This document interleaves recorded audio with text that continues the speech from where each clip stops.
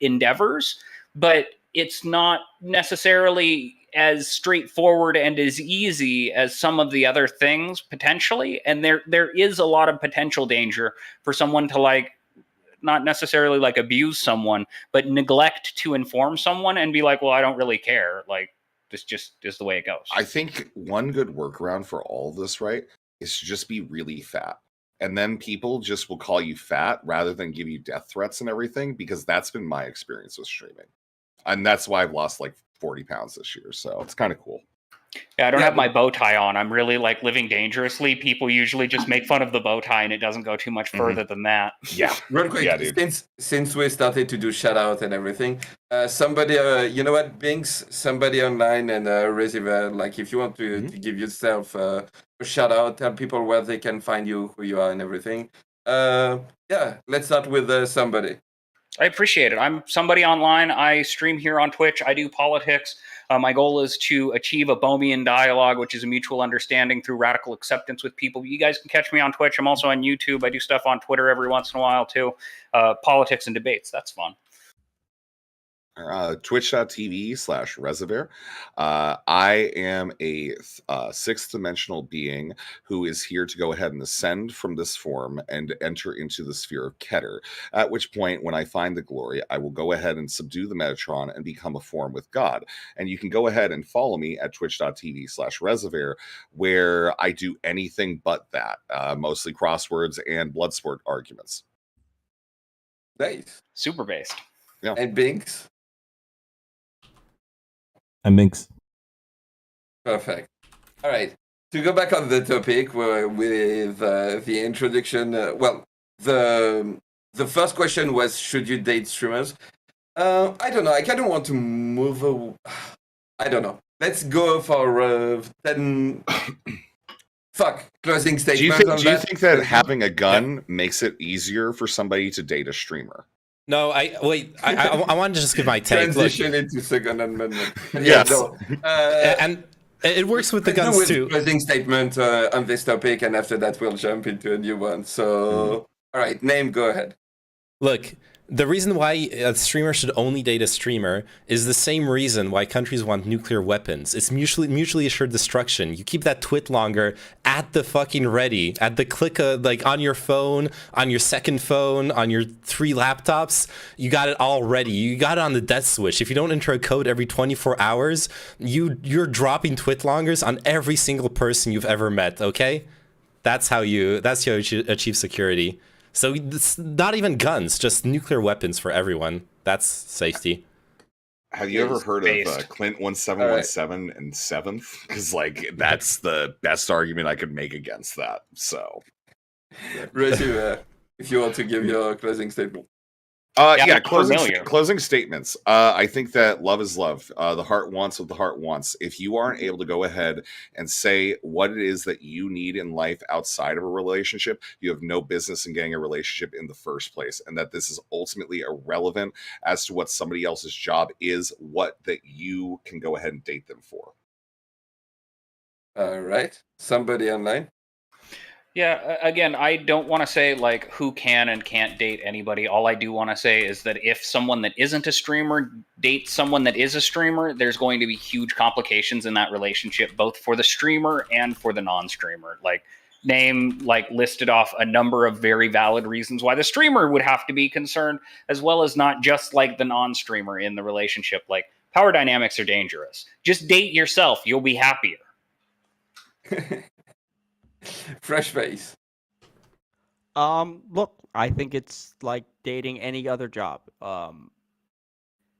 You got to tell them, about you, what you do, and if they don't understand, you got to explain it to you. But it's really as simple as that. So, like, if you're not happy with with dating somebody who's not in your world, then don't date somebody who's not in your world. But like, don't pretend that it's impossible to do it. I do it. I mean, obviously, I'm not a huge, Tassan or Dylan sized streamer, but I date somebody who's not in the streaming world. It's you're just open about it. All right. Okay, I'm going to give mine because I have I did topics that I'm kind of interested in. So yeah, I just wanted to throw that out there. Is that like, I don't know if I would go like this is the problem, fresh face. Like this is something that you brought up like earlier, which is like you have to tell people and be honest about this. How are you honest to someone who has no idea when it comes to streaming? Like just in this sphere. So yeah, I go on panels and I'm known for going to the HippieDP, which is the panel where Destiny, you know, the guy who's known for saying the N-word and like having all of this. Like if you drop this to someone, this is first date over. Like, you know, you have to be, and this is the problem of like how to deal with this kind of thing. I phrased this question poorly, but I knew that the discussion would drift like this, so I'm happy it did. But yeah, that being said, I wanted to jump into like basically other topics. Starting with basically political violence. I left this topic vague because for me it's more like the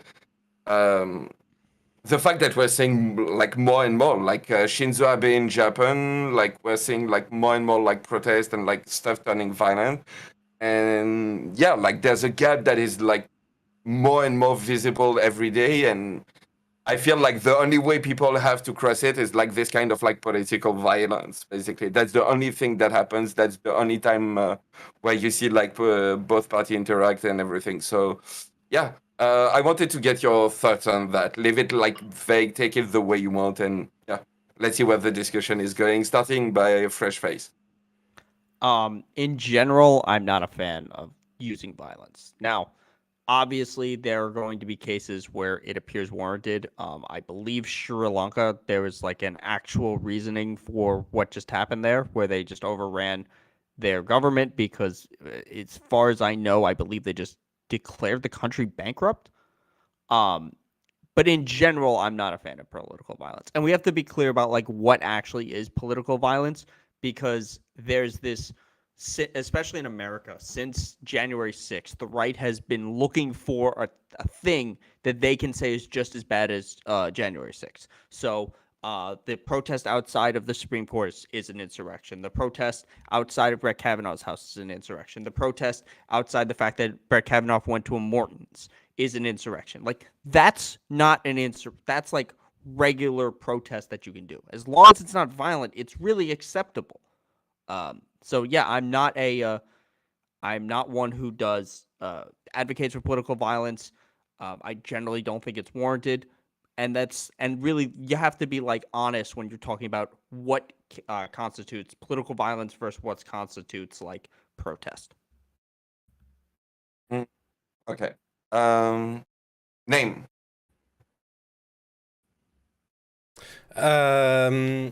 Yeah, man, I'm not a fan of political violence.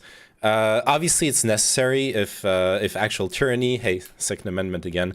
If actually tyranny arises, if you have a government that is threatening the safety of the people, the nation, etc., etc. There are plenty of justified scenarios to pick up a gun to become what in the other side of history would even like call you a terrorist, though obviously you would want to avoid civilian deaths.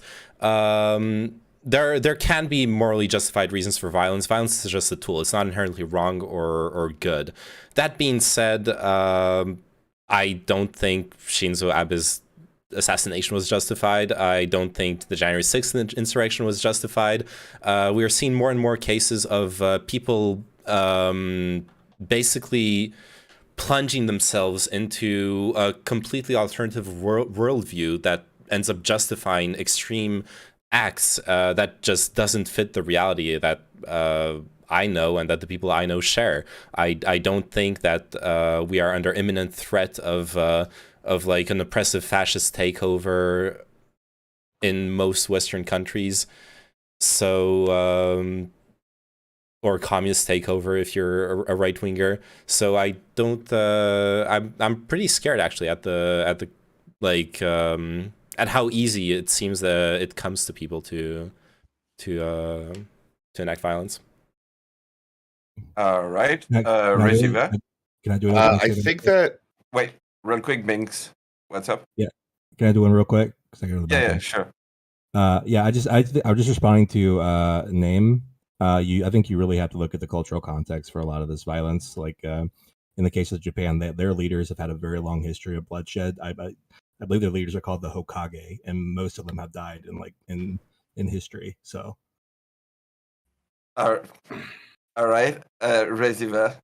I think that you guys are talking about big V political violence and not little v political violence. And I think the fact that we ignore little v political violence, aka the lower 99% of class of income earners in Western nations living on average 13 years less, which is than the people that live at that, top 1%. I think the disparity in the amount of life that somebody can live is political violence that we not only allow and okay, it's something that we just straight up ignore. As well, I don't really think Shinzo Abe is a very good example to go ahead and even use as big V political violence.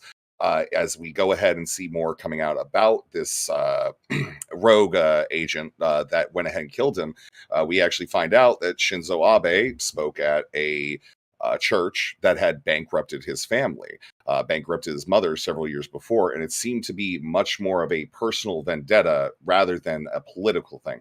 When it comes to the January 6th, I think that's a very good example of political violence. Gabby Giffords, the guy who was found with a gun and plans to kill Brett Kavanaugh about 3 blocks from his house, stuff like that. I think, yeah, we can focus on that. We can obliquely say there isn't a place in Western democracy for big V political violence. However, the general idea that we ignore little v political violence or just the simple crushing force that liberalism does go ahead and bring upon people, liberalism as like the definition of like liberal capitalism, is when I'm saying this, right?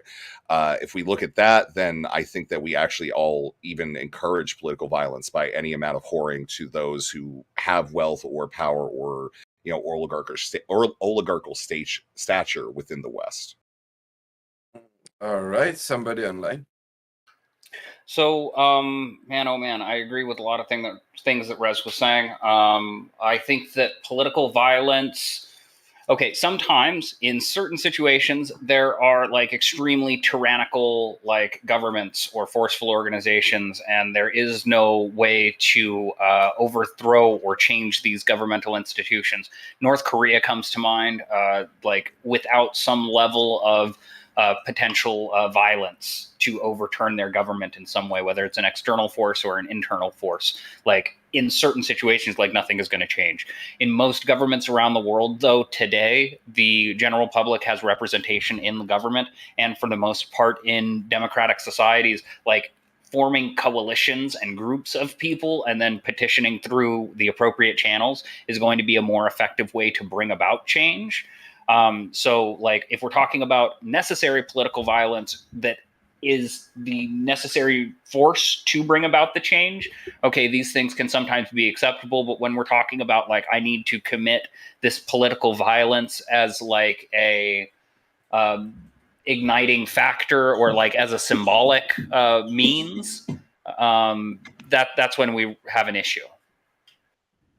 All right. And just to add a tiny bit of precision of like what I meant is more like, for instance, we see more and more ads about like there was a campaign ad from like senator or anything who said that he was going to chase leftists, like basically going in the house with a gun and everything. And like we're seeing this more the and more. Eric Reagan ad? It wasn't leftist. He was talking about hunting rhinos, was which Republicans. were Republicans in Yeah, Maine rhinos, only. sorry. Yeah. Yeah, Mhm. yeah. it's We got the Eric same Reagan shit ad. in France with leftists, but like, yeah, like basically we're seeing more and more calls to violence and everything. It seems to be more and more like an everyday thing. So yeah, like basically, like, what do you think the solutions are? Is there like a way to bridge, to build a bridge to like, what are the goals and everything? But yeah. Anyway, I the think floor is that- yours. I think that we have to normalize like a lot of experiences that people have, especially people who have been disenfranchised by a system. I think political violence more often than not comes about because of disenfranchisement from a system. The way of thinking that, no, we can't do anything to change this. Whether that is true or not, again, we live in Western democracies, all of us, I believe. So realistically, no, there are ways to change it. However, Once those ways become obscured, people don't necessarily know what to do, then they're going to revert to which is the more primal instinct, the more animal gene that exists within all of us. Human beings are no different than animals in a lot of forms. You know, we've documented wars occurring between species that aren't human, that lack intelligence or even like self-composure and understanding. I think that violence is a natural form, and that's something that we as humans should overcome, since we don't need to use that to go ahead and build something new to do better or whatever you want to go ahead and say about this. Ultimately, though, yeah, I just think that it's really just saying, like, hey, there are some root problems. I mean, if people are, you know, if we're going to be quoting, I don't remember which queen it was that said, you know, as long as they, you know, let them eat bread, the idea of bread and circuses tends to be a great pacifier for a lot of people. But once you remove either of those, then those people are going to find ways to acquire it in other means, which often does lead them into pathways that are hyper violent or otherwise denigrating of what I think makes us human. Well, it's that or toxoplasmosis. There is some historians think toxoplasmosis was one of the big causes for the French Revolution. But really? So just cats and stuff? Yeah, because the parasite, like, once it infects the human brain, it like makes you. It's very subtle in humans, but it's supposed to make you more impulsive, basically. So you combine, like you said, a time of unrest, a lot of material problems for people living, and then hygiene problems. So like the spread of this parasite, and yeah, so some historians think it played a big part in that. Interesting. I've never heard that before. Oh, we don't know if it's true, but yeah, it's a hypothesis. Mm-hmm. I don't know. Personally, I'm really bothered in general by because you're right. Like the system should find ways to reach out to people who are disenfranchised, but there's also this like push and pull where there are always groups that can gain power by preying on disenfranchised people, or by taking people who are maybe like a bit on the fence in like a rough patch in their life and feeding them this narrative of obscuring all those different ways out, all those different ways where they can re-empower themselves and participate in society in productive ways. So like just saying, like, of course the system needs to do better when it comes to like connecting with disenfranchised people, but we also need to figure out ways to, I guess, fight against those forces that from outside the system try to farm those disenfranchised people, or like create them out of nothing. Yeah, and I mean that comes to reenfranchisement. I mean the whole point and like the success of the of liberalism in like the modern day, you know, the liberal experiment that occurs after World War II within democracy is ultimately saying, yeah, if we get everybody on board, then guess what? We're going to have safer, you know, societies with less violence and everything like that. And I think that that's also kind of borne out. I think a lot of the political violence that we've even seen recently comes nowhere near the amount of political violence that was executed by the state on leftists and left ideas throughout the early 1900s through the civil rights era in America, you know, starting with like the bombing on Blair Mountain or, you know, the Pinkertons or any of these other things. I think that mass media does have a part to play with, you know, kind of saying, hey, here's this big thing that happened, but we kind of ignore the fact that, you know, the Chicago Police Department assassinated Fred Hampton while he slept next to his pregnant girlfriend, you know, or even just like the fact that many BLM advocates that when they first started in 2014, 8 of them have been car bombed, right? We don't hear about that. Like, you know, we only hear about the ones that are the big players and stuff like that, you know, or even, you know, Panama Papers. The girl that released the Panama Papers was found dead in her car in a car bombing, you know, but you don't hear that talked about like ever, you know, so. I don't know about that. I don't want to get into details of cases and everything, but like, yeah. Yeah, this is a part that like I'm more interested, which is like the part that the media plays, basically, like what media and politicians, to be honest, like yeah, like this call of to violence and like this kind of thing becoming more and more often, like yeah. I think that like there is this thing that occurs, and I don't know if it's a uniquely American thing or not, but it feels uniquely American in like the way that the marketing has gotten a hold of political campaigns and like kind of streamlined messaging in a way to like excite people, to motivate them into action, to the most dramatic regards, and kind of fed them isolating like individual like motivating stories, so to speak, to encourage people to stay engaged with the media that they're consuming, to stay engaged with the story that they're hearing, and that you can only get it from us because we're the only ones that are telling the real truth. And this like inherently leads people to like a state of desperation.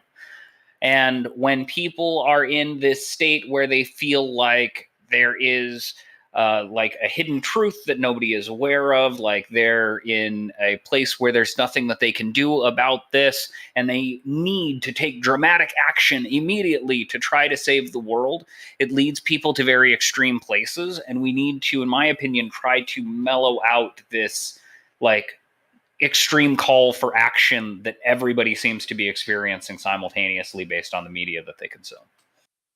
Well, it's like a natural. It's also a natural conflict of interest. We want media to inform people and keep them educated on things that are going on, et cetera, but the commercial incentive is to outrage people.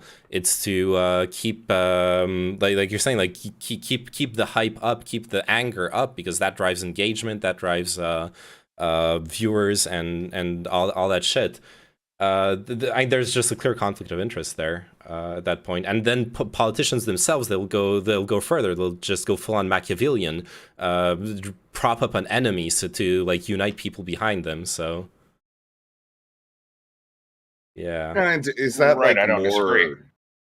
Yeah, and I think that kind of speaks more to like the forms of education that people go through to be able to actually disseminate and understand, like have your own basis of thinking.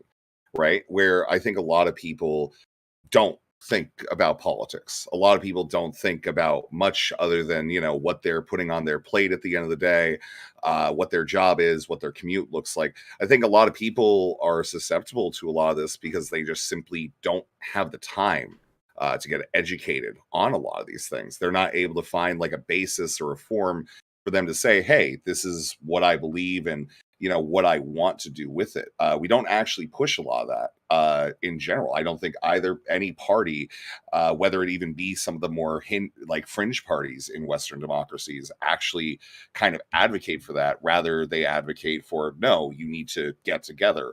And ultimately, it just comes to, I mean, human nature, forming teams and trying to get your team to win because you're a part of that team. And if you are trying to be a part of that team, you need your team to win because you need to win. The success of the self in survival is the number one thing that all creatures, all beings need to go ahead and ensure. And that at that end, it comes to the point of by any means necessary at some point, you know, to go ahead and make sure that self-survival exists. I feel like it's also I agree with the human nature aspect of it. I feel like it's also like this mounting pressure. So you consume a lot of media, you get this outrage, this anger. Okay, the things are not going well, people are suffering, or I perceive this injustice. I want to do something. You have this natural desire to want to do something, but all the media is telling you is those things to be angry at. It's not telling you to like join a group, like a political group, to fight for like a policy change, a law, or this or that. Because I'm thinking, like this weekend, I went to see a conference, and the person at the conference was like an ecological militant, and they were outraged at many, many things, but they were doing things. They were actually like participating in lawsuits, fighting for against like the specific injustices made by corporations. And I feel like I realized the difference between that person and like someone who's just outraged is they have that everyday path of, okay, today I'm gonna go do this, I'm gonna go testify at court about this, or like work with this farm on like a better way to grow things. And if people don't have that outlet, you just have that pressure building until they explode, and then they just want an out, like the most immediate, simplest outlet that will be violence, right? Yeah, and I think that another end to that, though, does come from the way that we do real life advocacy through politics. Like locally, there's a lot of political stuff that I've been involved with. And at most points, I just disengage from it because it feels disingenuous, or it might not be the best word that I can use there, but I'm going to use it anyways. It feels worthless to do some of the things that I was doing with that, which was like giving speeches about workers' rights, going ahead, getting people to fill out for like email lists. When I look at myself and I'm like, no, I have this inherent ability to go ahead and connect with other people, to have like these minutia conversations with like one-on-one where I can connect with people that are, you know, a lot of times radicalized, right? I'm not going to say I'm de-radicalizing. I'm rather just trying to get people to take showers and like, you know, wash their balls, because I think that that's a lot of the problem, is that some people just don't do the very basic things that I think kind of keep us civilized, right? And then they do revert into those animal forms. And, you know, once they do that, then a lot of people are hands off with them. You know, a lot of our homeless problems that exist are simply because we look at the homeless as a lesson to be taught rather than a problem that we need to fix. And that lesson is something that we do ingrain into people, that if you do not go ahead and work through this, this is what can happen to you, rather than saying, this is what we need to fix. These people are ours, you know? I mean, I also just think all human beings are, I don't like the idea of countries and borders, but you know, like I get it. I you know, so it's like, cause that's the system that we're in. I just look at people and they're people, and I just try to connect with them. And that's far more viable for me to continue to engage, at least in these types of conversations, and get other people engaged in them that normally wouldn't get engaged in them. I think the myopic of saying you need to do X, Y, and Z, you need to make this many phone calls, knock on this many doors, and everything like that, and that being the be all end all, ignores the fact that sometimes you just need to talk to your dad and be like, hey dad, can you like not hate black people for a little bit? You know, I've been trying to convince him for a while. It's not working.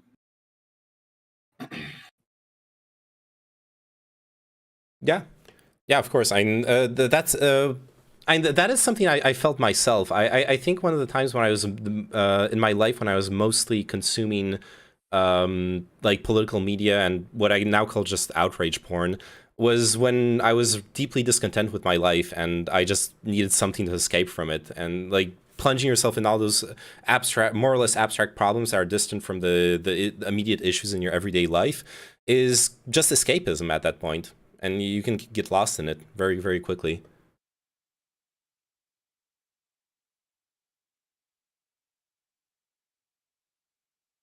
Also, how much do you guys think COVID had to do with like rising violence in or people being motivated to political violence? Because I've had this weird anecdote. I'm going through the process to like get a gun license here in France, and a lot, yeah. Because the instructor at the shooting range told me that they've had an absolute record in applications for gun licenses ever since COVID, and the people he talks to who like come to take classes for their license. Apparently, a lot of them are worried about the political climate and are just openly saying, if everything falls apart, I want to be someone who has a gun rather than someone who doesn't have a gun. Do you think that it's necessarily the political climate, or rather the economic climate as reflected through the lens of politics? Ooh, the second, yeah. I feel like in any event, like it all kind of comes out the same way in the wash. And I feel like there is this added tension and anxiety that everybody is constantly feeling that is being ratcheted up slowly but surely. And again, it's back to that same thing that we were talking about before with like the media presentation, but also we have these like really complex issues like climate change and the continuing like geopolitical confrontation and like the economic tensions with geopolitical trade and whatnot. And it feels like all of these things are continually ratcheting up. I mean, there were various jokes about like once COVID happened, like everything got off the rail, and every year it seemed to get worse and worse and worse. And the idea of a Happy New Year was like a joke. It was like, okay, what's going to be the thing that happens next? And it has like given everybody like this increased sense of anxiety. And when everybody's anxiety level is at like 100, and again, they feel like the world is about to end, like we need to do something dramatic right now, it incites people to take like dramatic and kind of irrational action. Yeah, I think that I'm going to disagree with you about when this started. Actually, I'm going to say that this is the 1980s is actually when you start to see this. The issue is that now, because of COVID and economic disparity being something that's shared among a much larger Well, that's the point proportion. I'm talking. Sorry? I think we had a lag issue that occurred because of a camera thing. Oh yeah, was that me? Yes, Yeah, I it was believe you. so. Yeah. No, keep going. My bad. My thing drops occasionally. You're okay, don't worry. So yeah, 1980s. I think that we start to see a lot of Western democracies, not just through Reaganism and everything like that. A lot of Western democracies kind of move a lot of the blame for, or at least a lot of the economic punishment that does come from running a government and everything like that from the, again, high income earners, as we saw after World War II, to lower income earners. And that now, because of the fact that, our constant hunt and our constant goal of having everlasting and consistent and continual growth is starting to edge out people that would have been considered not just like the lowest, like 1 to 5%.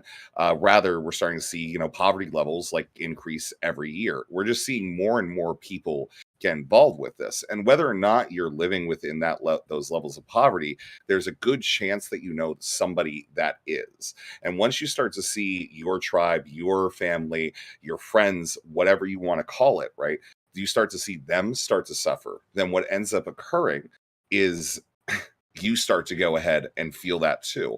I think the fact that now, each and every one of us probably can say, oh yeah, there's this one guy that I knew, really nice guy, but things just kept going bad. He never managed to get back on his feet, and I wish there was something to happen. And then you can look at society and be like, yeah, maybe there is a problem here. I think it's just that now there's so many people who are barely making it in a lot of Western democracies that we can't ignore the problem anymore. We can't ignore little v violence because we see more and more homeless every year. We can't ignore little v violence because 23% of kids in the United States don't have stable access to food or water. We can't ignore little v violence when 80,000 people in the United States die every year from lack of access to healthcare. This is just it. It's that now it's just gotten to the point where we can't ignore it, and a lot of people are freaking out about it because they can't ignore it. And then they point to it. I feel like you're giving credence to a lot of the things that I'm saying. Like these things are getting ratcheted up over and over and over again. Yeah. And I do understand what you're saying about where it potentially started like that far back. I do feel like there was a drop off, and like we could point to like other things, like maybe the introduction of the war on terror is the beginning of like this like drive into the thing potentially. But again, I do feel like it has really like kicked into high gear in the last half a decade or so. I will agree with that entirely. I think that 2001, 9/11, 2001, as well as whenever the bombings occurred in Britain and the expanded surveillance state and everything like that, we're finally seeing come to roost those children that were born under this system that is burgeoning, that does watch you, that we know watches you, and that no matter what you do, you'll never escape it. They're coming to the point where they have any ability of power. I'm not saying political power, but simply the ability to spend money as they feel. It takes about 20 years to see any sort of change come from a bill that's written. right? And that's because that's how long it takes for people to come to adulthood. I think that we're now just reaping the benefits of us going ahead and overreacting to 9/11. Well, wait, hold on. That's not for every bill, because there's bills that we saw Oh impacts yeah, of immediately, like yeah. negative impacts and stuff. Like you can really feel them like coming way out further. But like Mhm. positive, you can see positive ones like right away. Like for example, the child tax credit. We saw the effect of that like immediately, and then we saw the negative effect of that immediately when it went away. So Mhm. yeah, that is a point. Like now that we're coming to the age of it, but I think a lot of accelerationism also has to do with the ability of the internet for people to like get access and to meet these groups. Like that's why like COVID supercharged QAnon, because all of these people just found each other and they just kept going crazy.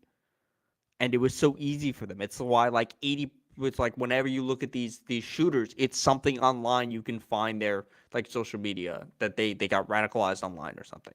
It's Mhm. that it has an accelerating impact that we don't really have an answer to in like an effective way of how to like truly de-radicalize people.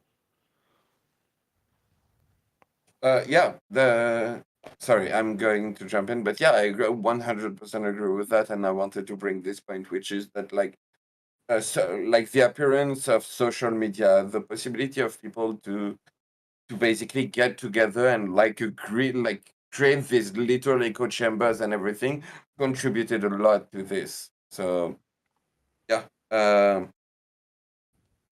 Yeah, So again, I feel I like have a when question for this for my fellow Americans, because here in France, like we have no problem banning something if we think like banning something from being like broadcast on TV, if we think that like I mean, I'm not going to say if we don't agree politically, but like we have like less freedom when it comes to the media, which I would consider to be a good thing when it comes to stuff like this, like having like full call to violence and like saying that you're going to hunt rhinos and stuff like that. Yeah, like that wouldn't pass on TV in France. Like, so yeah, like would you think that like some kind of like basically would you draw a line? So in the United States, our like censorship or like control of what actually shows up on media isn't necessarily controlled by the government. Like we do have the FTC and they make rules like you're not allowed to swear like on television, things like that. But like a majority of these things are determined internally by people that are running these broadcast networks as far as what gets put on and what doesn't. And so like the controls of like what can be displayed in a show is going to be controlled by whoever's trying to sell the show, whatever network is trying to put the thing up, versus advertising, on the other hand. When someone comes to you and they go, hey, here's $10 million, I want you to play this at 6 o'clock, like they're going to be less likely to look at it and be like, well, I'm sorry, we don't agree with some of the messaging in here. We don't like, and granted, there are some controls. You can't go out and say, hey, everybody, this is how you like make crack cocaine and do like an instructional video series in commercials and pay to put it on television. Well, I don't know. They might let you do that in the United They do. States. They absolutely do. There was a documentary on it on the on history a few years back that I remember seeing a play out on YouTube about it later. So yeah. But again, there's a level of control that they do into what they let advertisers put on, but there is two different standards as far as what gets put on in a TV show and then what they're willing to accept money to show. Would you be willing to have like a law that, like, for instance, like, how can I say this? Basically, make stuff like the hunting rhino like video to be like forbidden, like to be banned from I believe. Yeah, or I at least think that there would be sanction on the person posting. I think that it doesn't mean that we need to write a new law. It's just that we need to actually enforce the laws that we have on the books already about incitement, because incitement is something that is very well codified within the U.S. We have the laws. I think that actually having some teeth there, rather than this just fear of reprisal from these fringe groups, right? That fear of reprisal being the reason why a lot of times, the police or other governmental entities don't enforce these laws. I think it's just really, again, it comes down to actually enforcing laws that we have, which that comes down to fully reforming our entire justice system, as well as the way that we do policing in the United States to begin with. I don't think we even need new laws, just enforce the ones we have. I mean, yeah, I don't know. Every time I get I get into this conversation with rightiers, like usually what comes up is like First Amendment and stuff like that. So Yeah, what the First Amendment only works insofar as saying that, you're not going ahead and infringing on somebody else's rights. I think that all constitutional rights kind of have that latent basis to them, which again, you can make whatever constitutional arguments you want to say. But I think that the moment that you start infringing on somebody else's freedom is when your freedom does end, right? Their freedom to exist, their freedom to work, to gain access to food and water, shelter, those basic necessities of life. Once you start infringing on that, which incitement does do, then I'm sorry, I don't really think that you have that right. So with the ad in question, like, not to get too specific on this one individual like piece of media,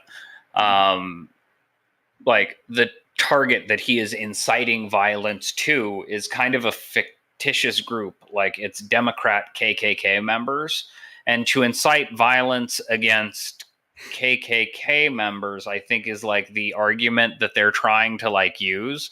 And I feel like they're trying to lean into the like, everybody thinks that it's non-confrontational or non-contentious to punch a Nazi, but like, okay, your idea of history is a little bit wrong. We need to like update these things. I'm not sure if the commercial that he has, and again, I'm playing devil's advocate here, like incites people to commit violence against Democrats. Maybe we could say that he is implying that all Democrats are in the KKK, but I don't know if this is necessarily slander. So I don't know if it necessarily would even fall or rise to like the heights of incitement.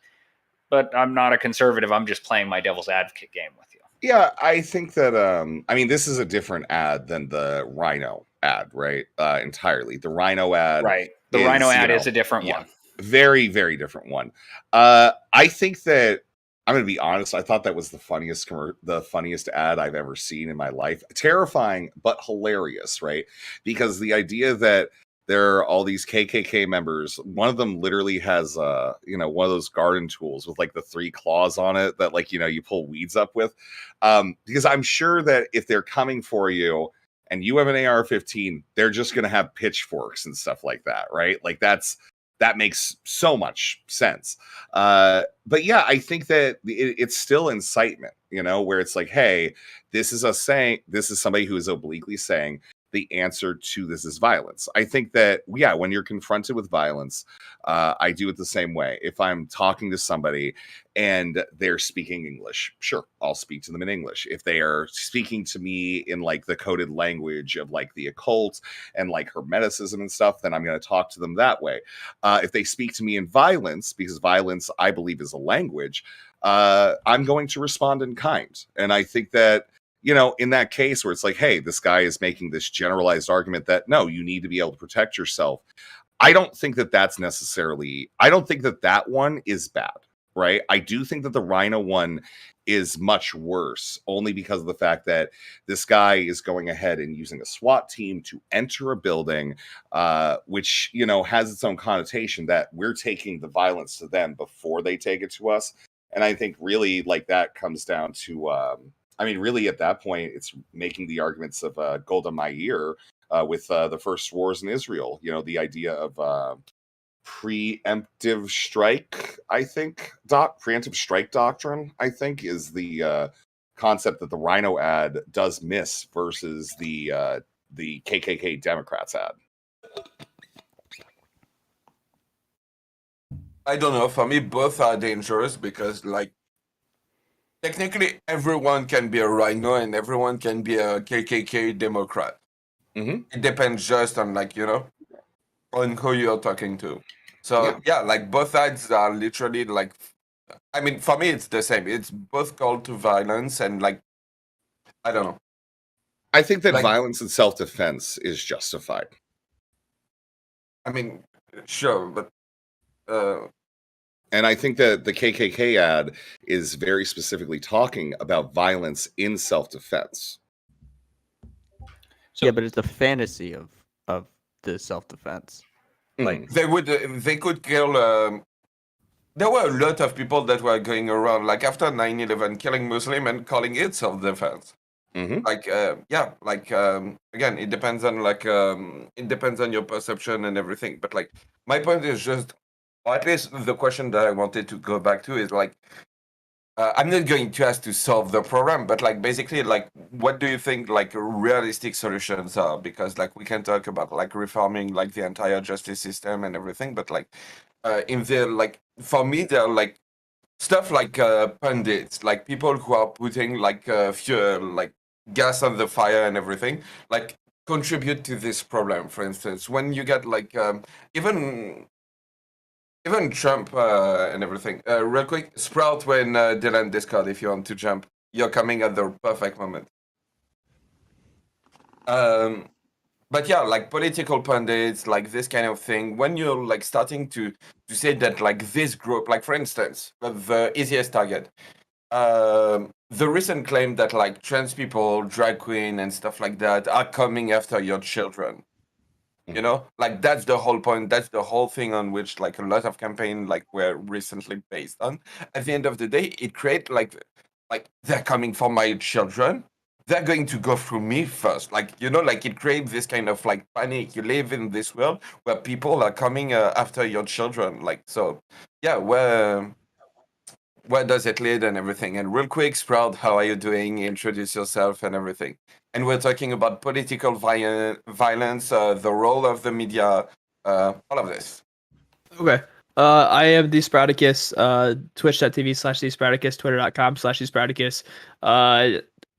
Used to be a straight up conservative. Now I'm typically a panel wildcard. So that's kind of where I lie now. But yeah, looking forward to talking to everybody. Happy to have you on board. But yeah, what's your opinion on this? On political violence? Yeah. I think political violence is okay when deemed necessary. And that's going to be a very very objective kind of term, I guess. But you could consider the Revolutionary War to be political violence. You could consider people throwing over like tyrannical governments to be political violence. And in those instances of political violence, I agree with political violence. I say, yes, you did a good thing. You stood up for your country. You stood up for your fellow citizens. And I think that's mainly what it comes into is why are you being politically violent? And I think the reason behind political violence is the real answers to political violence. Okay, is why are you being politically violent? And if it is to save your countrymen and to save your fellow citizens, then albeit I'll probably be right there beside you. But if it's for reasons that are minor or could be changed through legislation or something like that, then I would argue quite against it. I would say that the government had to be pretty tyrannical before I'd be okay with political violence. Do you think that homeless people have a right to shoot and kill politicians? Do I think homeless? No, I don't think homeless people have the right. So there are people who have been disenfranchised from a system, who maybe necessarily don't have a way to get back into the system, who are likely going to be suffering from a much degraded form of life and everything like that. Do you think that they have a right then to go ahead and to execute politicians that don't work for their behalf or work against them? No, I don't. I don't think. I don't think that's enough. Of a calling for political violence. With that being said, to people who are homeless, I would simply suggest that getting a job can be a huge way forward. Getting a job, and it doesn't have to be much of anything. Just showing up to McDonald's, doing something like that might help. I realize there's other situations out there, and people in this panel are probably gonna like hit me with them as they come with other situations where going to McDonald's may not be applicable. Which I agree, it's not a one-stop shop solution. But it is a solution for some is to show up to McDonald's, show up to work, start making a living, and start trying to make your life better, rather than what I see a lot and what other people see a lot is people with signs on street corners. When there are hiring signs literally everywhere. I'm not saying, like I said, I'm not saying just get a job is like the one-stop shop, because there's a bunch of other problems that need to be fixed for the homeless community to not remain homeless anymore. But that is a solution for some, is take the sign down and go apply to get a job. Like I'm going to gently push back right away. I feel Okay. like most people out there with signs may or may not be homeless, but it is a very profitable job opportunity, and I'm not going to encourage anyone to go and participate in it. But there have been a number of stings into these people as far as, okay, so wait a minute, you're actually making $500 a day and you live in a townhome somewhere? My goodness. And I think that there are a lot of homeless people that are so like disabled or incapable of doing things that they can't even like walk into McDonald's to order a hamburger, let alone drop Right. off a job application. And Right. like they're discriminated against for a variety of different reasons, like immediately. So I don't know if everybody has the capability to just go and get a job and fix their lives. While I don't disagree, if you do work a job, even if it is a minimum wage job and you work hard at it, you will be better off in your life than if you don't have a job.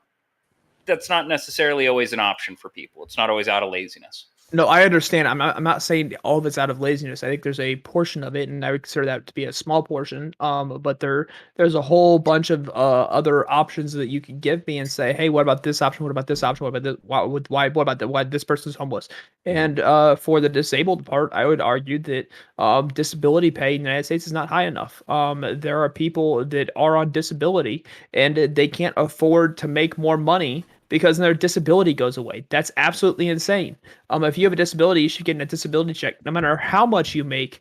On your side, I think that if there's a disability check, it needs to go out to the disabled people, not the disabled people underneath this income amount. What Actually- about oh, go I ahead. just wanted to add that actually connects to something I want to say about the homeless thing. Homeless people are disproportionately also ill, and my understanding is in the U.S. though mental illness is very rarely considered as a disability.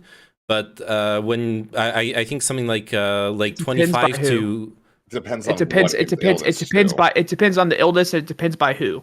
okay. Well, The for the military- purposes of gaining disability pay, not necessarily for the purposes of like So the disqualifying military. you from purchasing firearms or participating in the military or in the police. So the military will qualify a lot of mental disabilities as disabilities if they were gained while you were in the military, such as PTSD. That's a very, very huge portion of disabled veterans. Are veterans that are disabled with PTSD.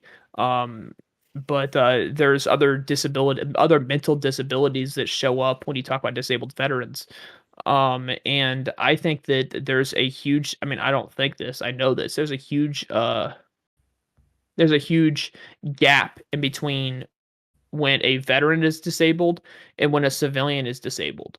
It's much, much easier to be disabled as a veteran than it ever is to be disabled on the civilian side. And so I would argue that disability on the civilian side is far too hard. You're setting too high of a bar to consider somebody disabled. It takes a long time to try and figure out if disabled or not. This whole process needs to be streamlined. You need to be able to be like, okay, so this is a disability, and work with it that way. Even with veterans, I would argue that this process needs to be streamlined because sometimes it can take years for you to fight for your disability. And some people just don't have years to put up that fight, and they just go without their disability because they don't have the years to put up for that fight, where they have to fight with the VA and be like, I want my disability.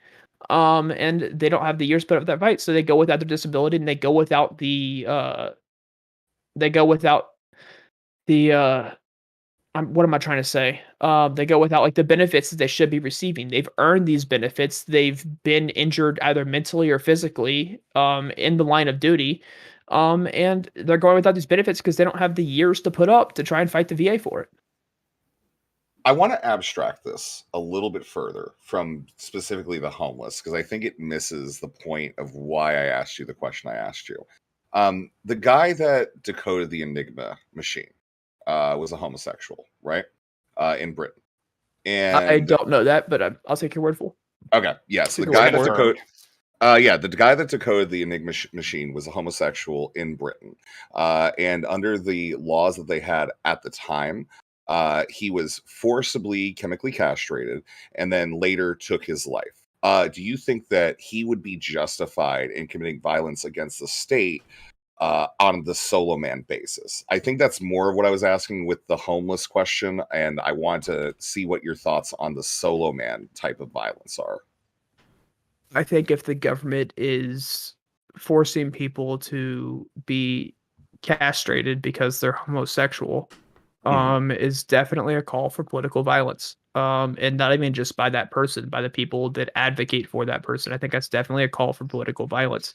Even in the Constitution of the United States, there's segments of it. And if you go to what I call the spirit of the law, or otherwise known as like the Federalist letter, the Federalist letters or the Anti-Federalist letters, which is basically the founding fathers arguing with each other about these laws. You can learn a lot more about what they meant when they said something if you read those. But they talk about the citizens' right to fight against their government. And they strongly believe in the citizens' right to fight against their government.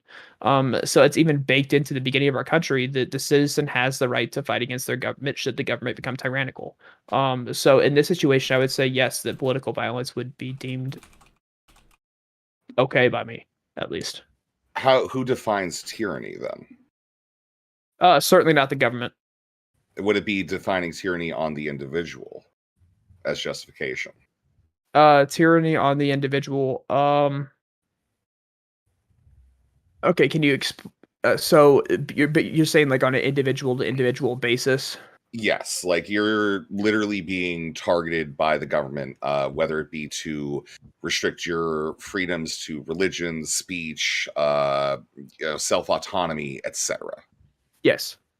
Okay, Yes. so If the government itself is going against your rights as a citizen, and obviously you haven't done anything to forfeit those rights, then yes, I would say that political violence is deemed okay. even if those rights were never codified at some point. Wait, I don't believe it. No, if those rights weren't codified, I think you're trying to take legislation into your own hand. Like at that point, I would put it in the legislator's hand and say these rights, codify these rights. That way, I have them.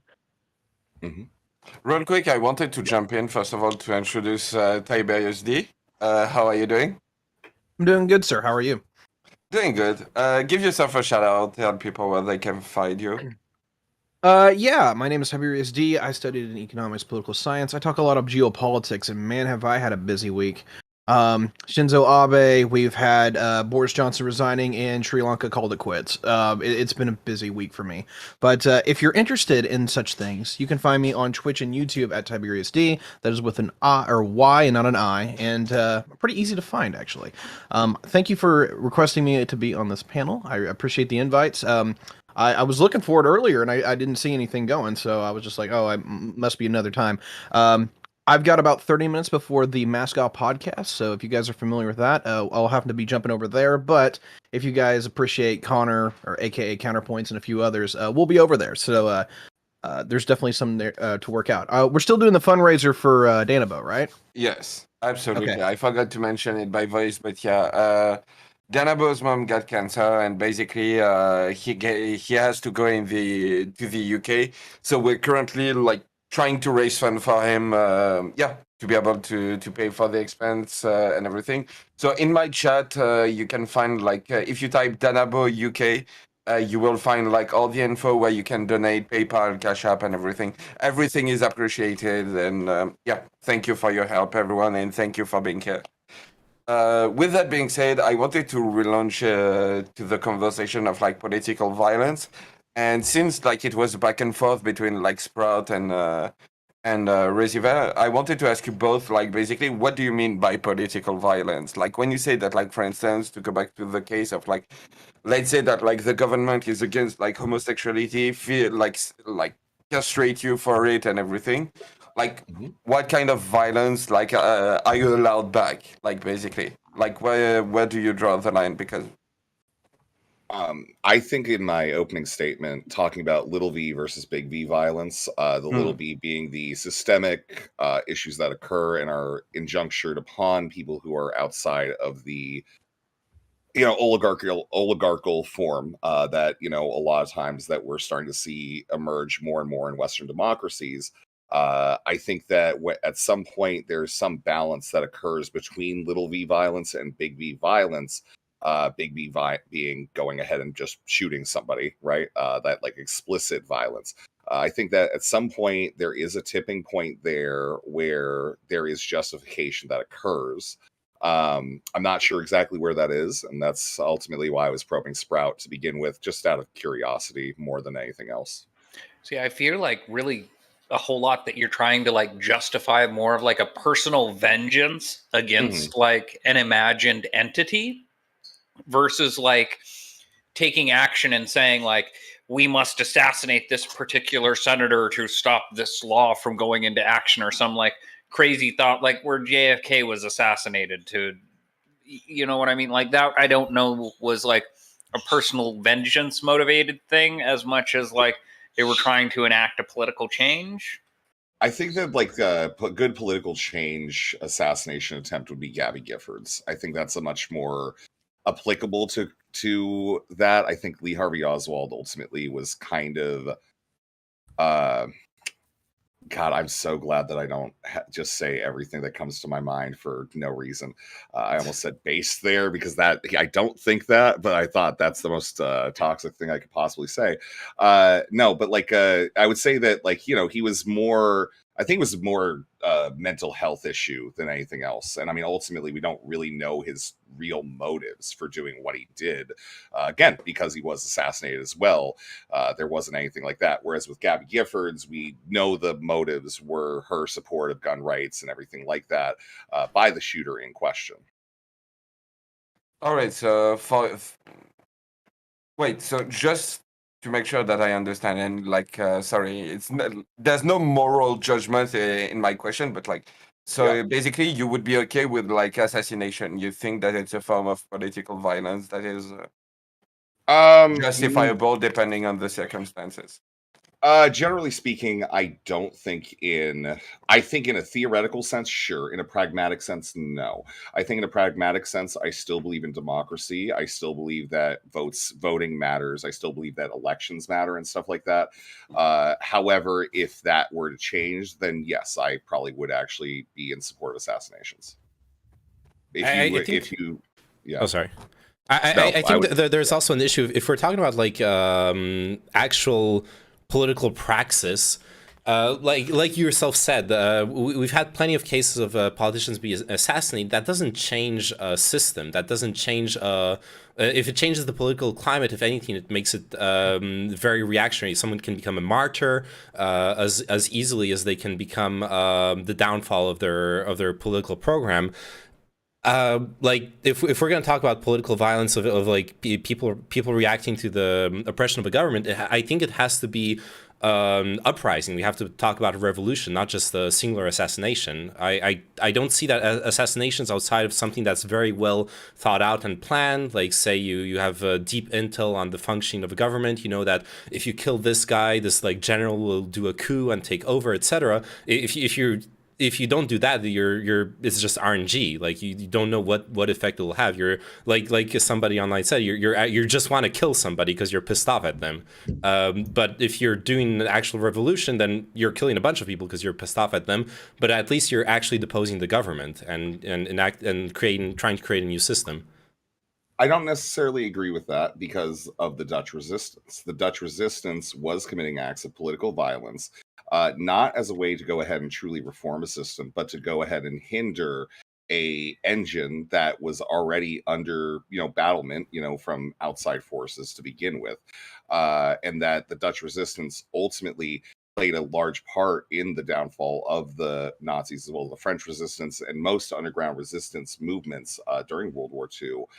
Even if we're to look at Vietnam, it's quite the same for, the Vietnamese having a lot of underground resistance marks that ultimately did feed just from the fact that as you're clogging up the gears and you increase the amount of effort that somebody needs to put forth into something, you're ultimately hampering the machine. Once you hamper the machine is weaker, which then allows outside factors to go ahead and make those changes that you want to see. Sure, but like if we're talking about resistance movements, we're still talking about something that's long term and that is organized. We're not talking about like a lone assassin, lone shooter, or even like a small group that does one action once and then they all get arrested. And you're talking about something that has to have a certain longevity, a certain exert its power over time, or significantly in a short period of time. I'm not necessarily talking about success. I'm just talking about necessarily the action itself, right? I like successfulness isn't something I like to consider with a lot of these things. I don't believe in revolution. I believe in reformationism. I believe in reformationism fully and wholeheartedly. I like Samuel Allende and like his programs of socialism within Chile and the longevity of those even after the coup with Pinochet and everything like that, where 40 years later, the military junta is overthrown. 10 years later, we have another socialist democracy in place because of that groundwork that was put in there. I support reformationism. I'm rather trying to play the devil's advocate on a lot of this to go ahead and say on the individual basis, what's the point? If like you don't have value for your own life, is there really any value you need to placate upon or place on other people? I have a comment to make. Mm-hmm. Okay, good. I tricked all of you because I do have a comment, but I'm going to yield my time to Tiberius because I feel like he has a more intelligent comment. Actually, I don't, because I got about midway through the conversation when I rolled in. So I get that we're talking about political violence, and I get that you guys are kind of litmus testing each other. It's like, hey, where's your line at? What would you do? And I'm fine with that. The problem is like I've got some catching up to do unless someone's going to reboot the conversation where I can get in. Yeah. So where I'm at, like, I really do feel like Rez is caught up a little bit on like this. When we're talking about on this individual level, I feel like we're talking about like revenge because of like some perceived wrong that an individual is experiencing, as opposed to like a larger political group. And I think that we can talk about like, I don't want to say like organizations like BLM, so because that's not like effective, but we'll say like the protesters like at the pipeline or something, or eco-terrorists that are like damaging construction equipment. We have like a group of people going with a goal, trying to achieve something, and they're using violent means that are outside of the mainstream to do this, versus like an individual like revenge. And I think that like anytime that anyone commits violence as an act of vengeance, like it's inherently an evil. But like when we're talking about like political violence, like we have to look at these more nuanced cases. And this isn't to say that like I agree with them and think that these situations are justified. I think that there are like more bureaucratic and effective means of going about like achieving these changes. But I do think that there is a distinction between these like personally motivated acts of vengeance, so to speak, versus like political violence. Yeah, I guess like I'm trying to draw the test to see how many of you support Ted Kaczynski. Me, base. Is he one of your personal mentors? No, That's he is the Unabomber, absolutely right? not one of my personal mentors. Mostly because really bad Yeah, hair, the Unabomber. and I really appreciate good hairstyles. Wait, who's that? I'm sorry. If he had better hair, What? if he had better hair, would you be more willing to follow his philosophy? I'm shit posting. Okay, no, like not at all. Guys, I found him. I got him. Look, I got him right there. I found him. Got him. There you go. I'm shit posting. But no, I wouldn't support it. No, I don't support violence as a whole of means to begin with until violence is the only means, right? Like it's the JFK's statement of when you make peaceful revolution impossible, violent revolution is inevitable. I think that, again, playing to just like some like one-off statement, sure, but I do think that there is validity there that I don't know. I like it, That's about it. Yeah. To reel this back to a larger conversation and everything, like the question becomes like okay, do you think where do you draw the line when like something becomes a call to violence, basically? Like with like everything, because I feel like recently it has been more and more and more and more and more. Like we talked about the rhino, we got like the Democrat KKK. There's a senator that basically dropped like their voicemail and like all the messages that they got from like people telling him that they were going to come and kill him and everything. We can talk about like so many different type of stuff, like drag queen story hour being portrayed as like trans people coming to take your children, you know, and stuff like that. Like, where do you draw the line when it comes to political violence and everything? And since Tiberius is the last to join, if you want to open on that. Oh my gosh. That one's a hard one. So let me separate this into macro and micro because that's how my mind works. I want to make one thing very clear when I say that.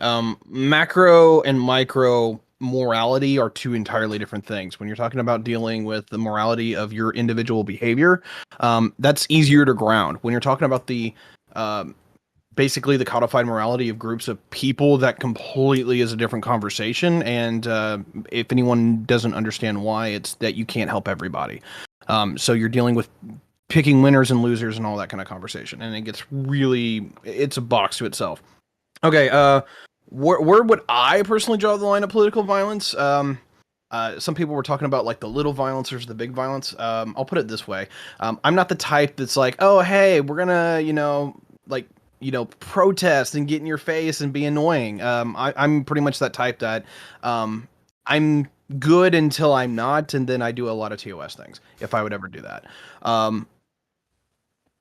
Why would I do something like that? Basically, I have to lose trust within the society or the political structure that I am, that it will no longer serve either at minimum my interest or the interest of, I would say, either the majority of people or the people that I want to support. I won't go into exactly what that means, but I think you guys can like kind of follow along. When it comes into macro, this is where the ethical calculator in my head kind of explodes. Because I look at people who I think have legitimate conversations. Roe v. Wade is a wonderful example of this, where you have some people where it's like, hey, look, you're violating my own personal liberty and ability to act and, in my own interest. Versus other people, it's like you're committing murder. And I think actually both of them have a point. So is it okay to actually be violent in that case? And I don't really know the answer to that, because I can only just say what I would do in that circumstance, and I kind of don't care. So yeah, it's one of these weird deals. When it comes to macro, or at least for me, I kind of just say to hell with the reasoning, and just say, if you were in the situation that these people were in, would you do the same thing that they would, or would you condemn it? So that's kind of how I balance that all out. I know it's pretty nebulous, but we're dealing with some stuff that I think is really serious and kind of nebulous at the same time. So I'll open with that, and if anyone wants to pick my brain, feel free to do so.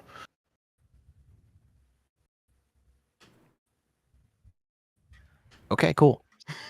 Yeah, no, I think that's pretty based. I feel like, generally speaking, though, again, I have a hard time saying that any resorting to violence is justified in pretty much any situations, because I do feel like there are better vehicles for you to put your passion or your energy into, to try to affect a better change or a better outcome for yourself.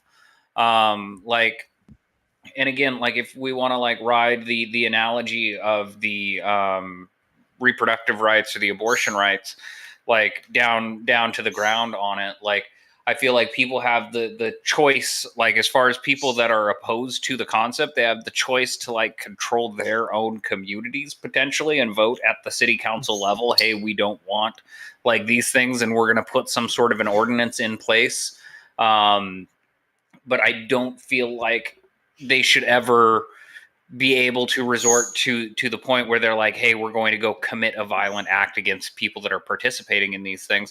And then conversely, people that are denied access to these things, I don't think that they ever have the right to say, hey, our rights have been violated in this particular way, and so we're allowed to resort to any means that we deem necessary. I think that there is a better avenue to pursue this grievance.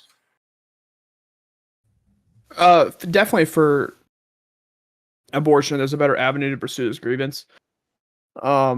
Again, I wouldn't view abortion as one of those rights or one of those times where you can utilize political violence. I view political violence as incorrect when talking about abortion.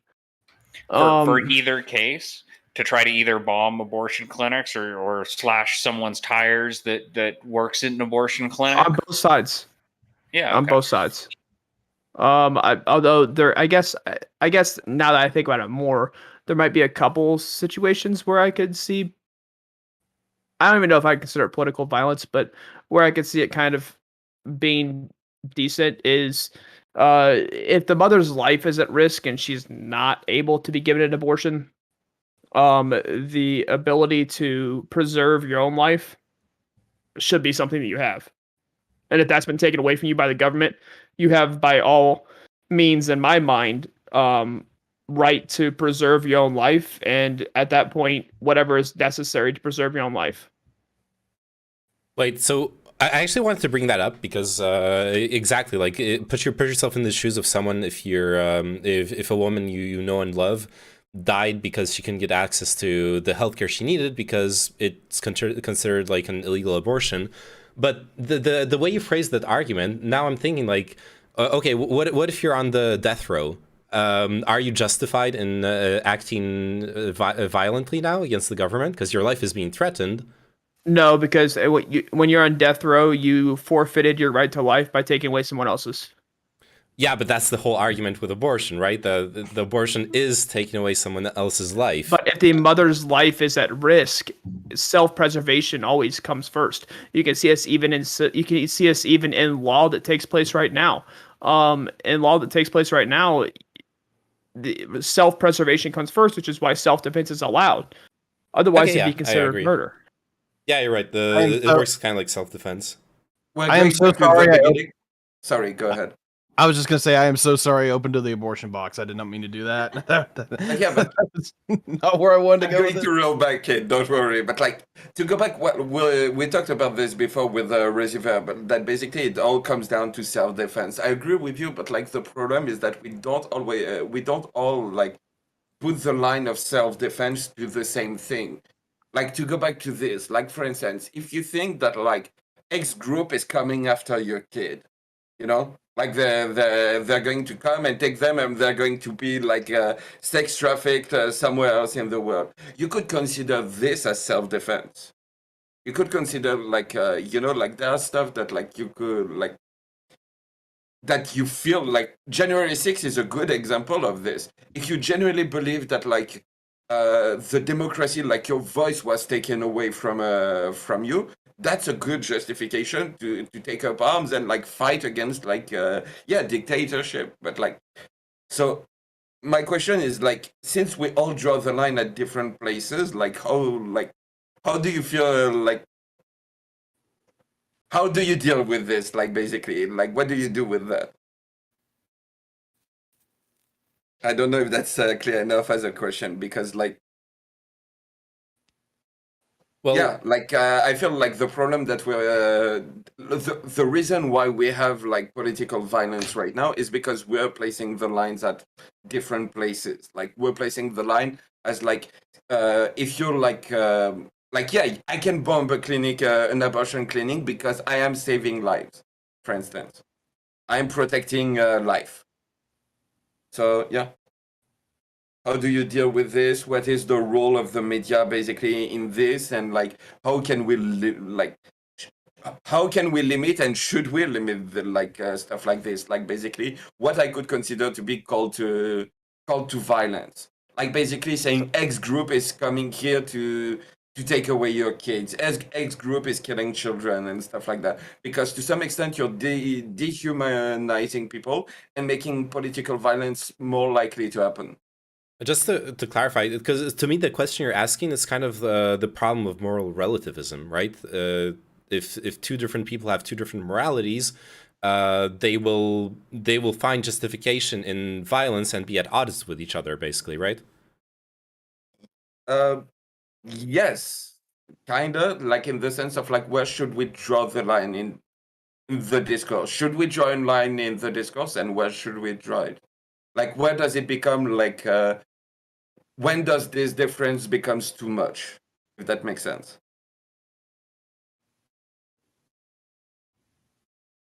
No. Okay. Never mind. I think I can actually answer this. When does it differ too much? Tiberius, sorry. Yeah. Yeah. So for me, is that I'm gonna kind of reiterate what I said, but I'll put myself in this position. When I look at people who are like, "Hey, you know what? I am going to do horrible things to an abortion clinic," what if I look at it on the macro level? I'm looking at in the regards that you have people or a person who feels that it is their moral imperative to do something like this. And if I'm going to be empathetic in any way, shape, or form to even people that are morally questionable, I kind of get it.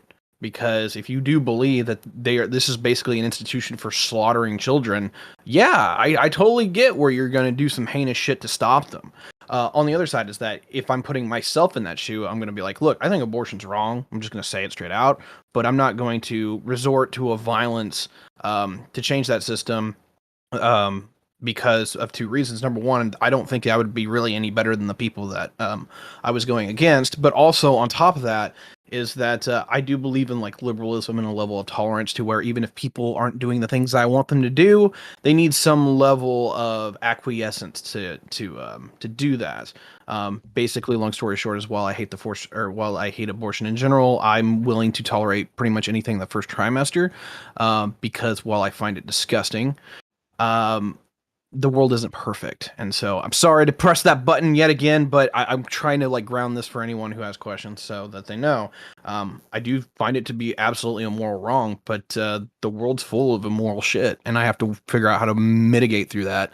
Well, It's not easy. What's up, buddy? Tiberius, use the 5 exceptions I have.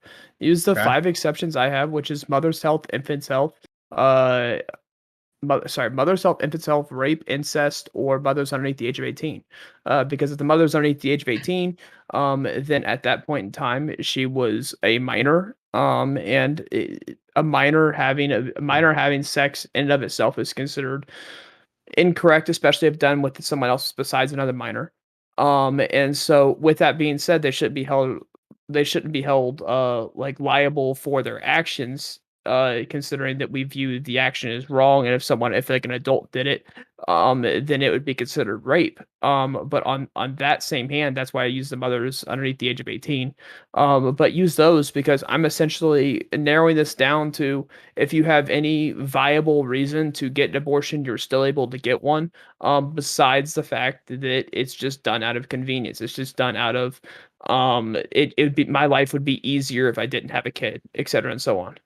So just to answer this real quick, I have no problem with your framework there and your I guess you would call it like your litmus test. Like I would love to sign off on that. There is some times where things are incredibly bad that I think we do need to have a conversation about. Can the parent actually provide? There is an old adage: if a person is willing to have an abortion, are they suited to be a parent anyway? And there's a level where I have to agree with that. So to turn that conversation on its head, though, do we have an adoption system that's actually worth a crap? I've talked to people who are adopted. A lot of them wouldn't recommend it. I'm gonna. This gets so complicated. Where I was gonna go into this is I think that it is a moral wrong to put a child into foster care under any circumstances. Like if you are going to bring a child into the world and subjugate it to existing in reality, you need to be able to create like a good foundational like upbringing, like a safe place for that child to become an adult so that they're going to be able to navigate society. And if you bring a child into the world and it ends up in foster care, I almost think that should be criminally punishable. Do you not think it's better than death? Do you not think foster care is better than death? In most cases, I don't think so. I don't think that it is good for society to have a bunch of like extremely damaged people running around in society. I'm not saying good for society. I'm saying better than death for the individual. I think it's an easy answer because especially if we were talking like Tiberius was saying, first trimester abortions, the fetus hasn't experienced anything. There is no experience of pain. There's no experience of death or experience of the only experience of loss might be the mother. The abortion is not an easy thing to go through, but the fetus is not losing anything for the way we understand sentience for the most part. Well, I view life a little bit differently than you do. I view life as starting from when I view life from starting from when the fertilized egg attaches itself to the Etherian wall. That's when development starts, and so that's what I would consider human life to start. So I mean, with that being said, we just view human life differently. Though? What is life though when we get into this? Because at this point we're going to get into metaphysics, and like I'm way into it. But like when we start talking about the soul, like I'm into the rotating reincarnation thing until you get like your actual soul card. I'm not talking about the soul. Like, I'm not talking about the soul. I'm sorry. I'm getting the control back of this. I'm sorry, but like I want to get away from abortion topic. No, MrG2ek, I want to ride this train into oblivion. When life begins and all of this shit, and like, listen. I apologize. This is the relevant topic here in the United States, and I think it's actually forced more honest conversations I've seen in the last month than I think I've seen in the last 5 years here in America. So like I hate to hit that button, but it's like a wound that everyone actually now realizes. So sorry for my European friends, and especially for panelists that have to deal with this. This is quite a bit. But actually, I want to get into a different one. And if anyone thinks this is a little too close to Twitch sensitivity, let me know. But wait, before we go get to that, sure. I have to go. I appreciate you guys having me. I'll catch you guys on another one. Shut yourself up. Yes. Yes, I'm Fresh Faces New Ideas. You can find me on twitch.tv/Fresh Faces New Ideas, and you can find me on Twitter @Faces Ideas. Have a good night, everybody. Have a good one. Have a good one. Bye. See, look at that, Tiberius. You're chasing people away. You I know, and that every time you come in. I didn't realize it was 9 o'clock. I'm gonna have to bounce out of here in a second. But there is one issue that there is one thing that I brought up in back in 2020 during the election that was very, very prevalent. If anyone doesn't know, I'm obviously a right winger. But when people went around saying, "Hey, look, the Democrats rigged the election," Donald Trump's supposed to be the right person. My instances was very simple. It's like, look, if you actually believe that the system was rigged, is it not your moral imperative to tear it down? Like, for me, just making this very clear, like that is a blatant call to political violence in the regard that a democracy requires trust in the political opposition for a peaceful and correct procedural change of power. And if they're not willing to abide by that, why do you have a democracy at that point? You can't trust your opponents or your rivals or whatever you want to call them. They might as well be enemies. And what really concerned me out of that was that anytime I asked that question, I didn't get anything. It was like somebody pulled a moral zero out of their head, and I'm like, how does that not make sense? Do you just not care? Do you just want to talk about it for hours and then not do anything about it, or do you actually care? Because if you do care, what's the other option? Your political opposition literally straight, quote unquote, lied to you, fixed things up to the way where they get the power that they want, and you're hanging to dry. And politics is life and death, regardless if you want to admit it or not. So for me, I kind of had a moment where my head started spinning, and it really hasn't stopped with the right on that regard, because that narrative's still floating around, and I'm like, how do you reconcile that? Do you not have a moral compass? Like, what's going on here? So yeah, that's kind of what I was I wanted to bring up, is that if I did believe that the United States federal election was rigged, I would have to call for a civil war. I don't know how I couldn't. Is that you're telling me that an entire political entity no longer values the democracy that it participates in? That is a threat, not only a threat to the democratic system that we have, it is an open challenge to it. It has to be purged, it has to be expunged, it has to die. So I know that's really flamboyant and also really dark, but unfortunately, when we're calling for political violence, I have to get really extreme, because that's what would motivate me to do it. I think this is something. Sorry. This is something I talked with Name a few days ago, like the erosion of democratic institution basically the fact that like people believe that the election was stolen, and the consequence of like believing in such things. Because if you don't believe in democracy, like what comes after? Like what are you going to do? And like this is what leads to political violence. And like this is the thing that I was like trying to get to. Like I know that I was clumsy in my approach, but like this is a really good topic. And Well, you guys actually have it easy. Resume. You guys actually have it easy though, because you don't actually give birth. You come out of baguettes, right? So you don't have to deal with abortions. True. Well, actually, if you squash the baguette dough before it goes into the oven, that counts as an abortion. You can only do it before 14 weeks. Oh my god. See, I think that's too Why do you bring abortion back? All right, So you wanted to talk, Yeah, I'm going to ask Tiberius. Do you think that somebody? So when we're going with this, you're saying if somebody has the perception that the elections are rigged and that there's no way for them to get power, they lose trust in the institutions, then they should call for civil war. Correct? Unfortunately, yes. Okay. I know it's a very flamboyant, or not flamboyant. Too. Oh, I don't That's think a it's very even flamboyant. It's Radical. inflammatory. Inflammatory. I don't think it's that inflammatory.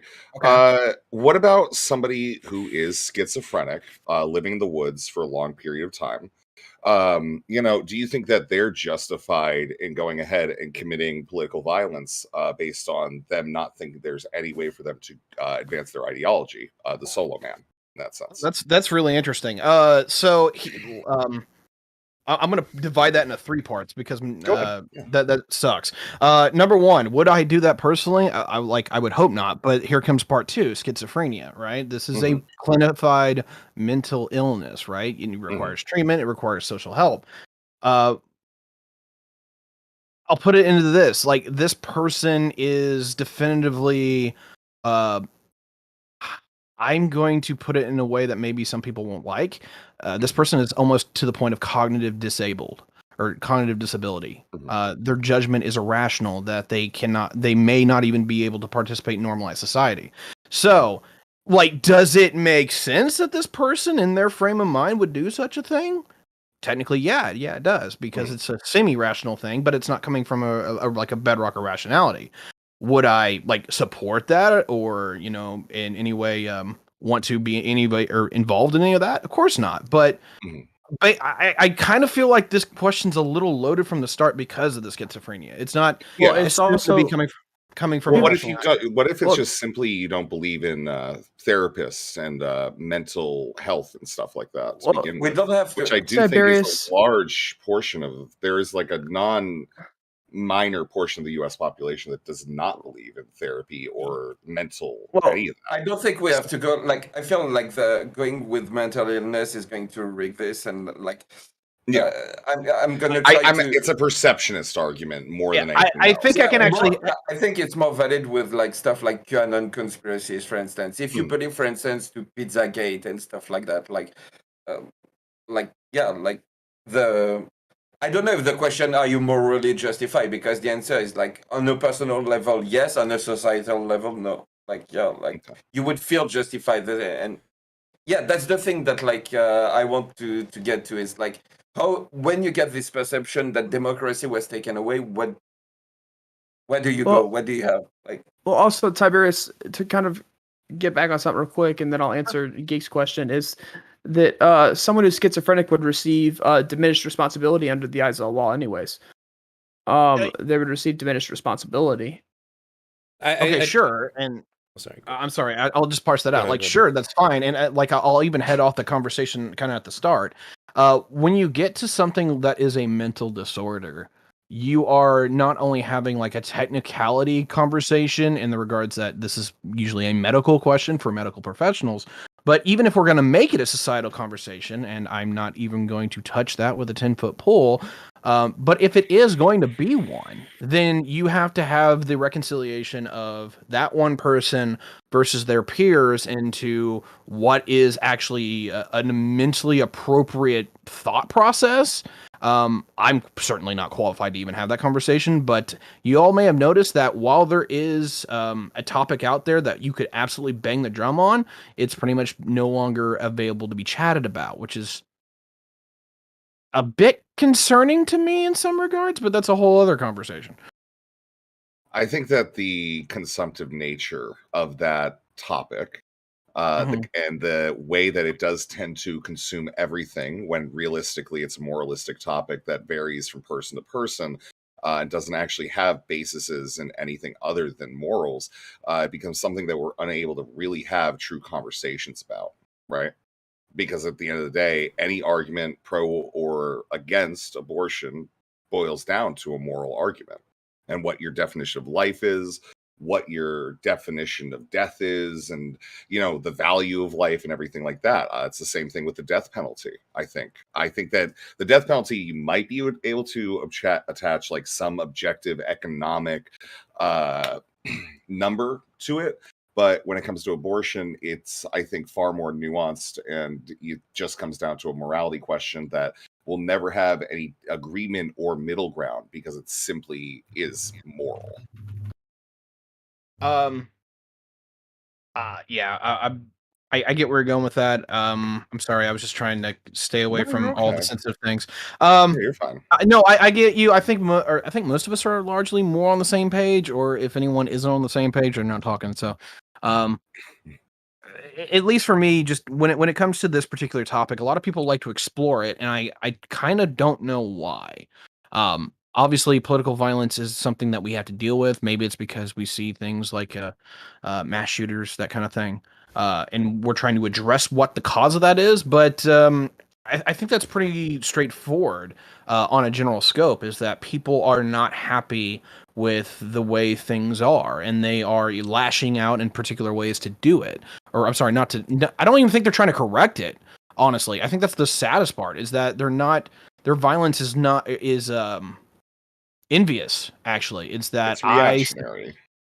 reactionary in some regards, ways. but I would say I maybe even say it's even envious. Is that basically they feel like the world mistreated them, but there's other people that usually get something better, so that they'll take it out on others just as kind of like their last gasp. And like, that's probably the most unfortunate thing about all of it, is that like people have the energy that want to make changes, but they literally just burn it out in a hellfire.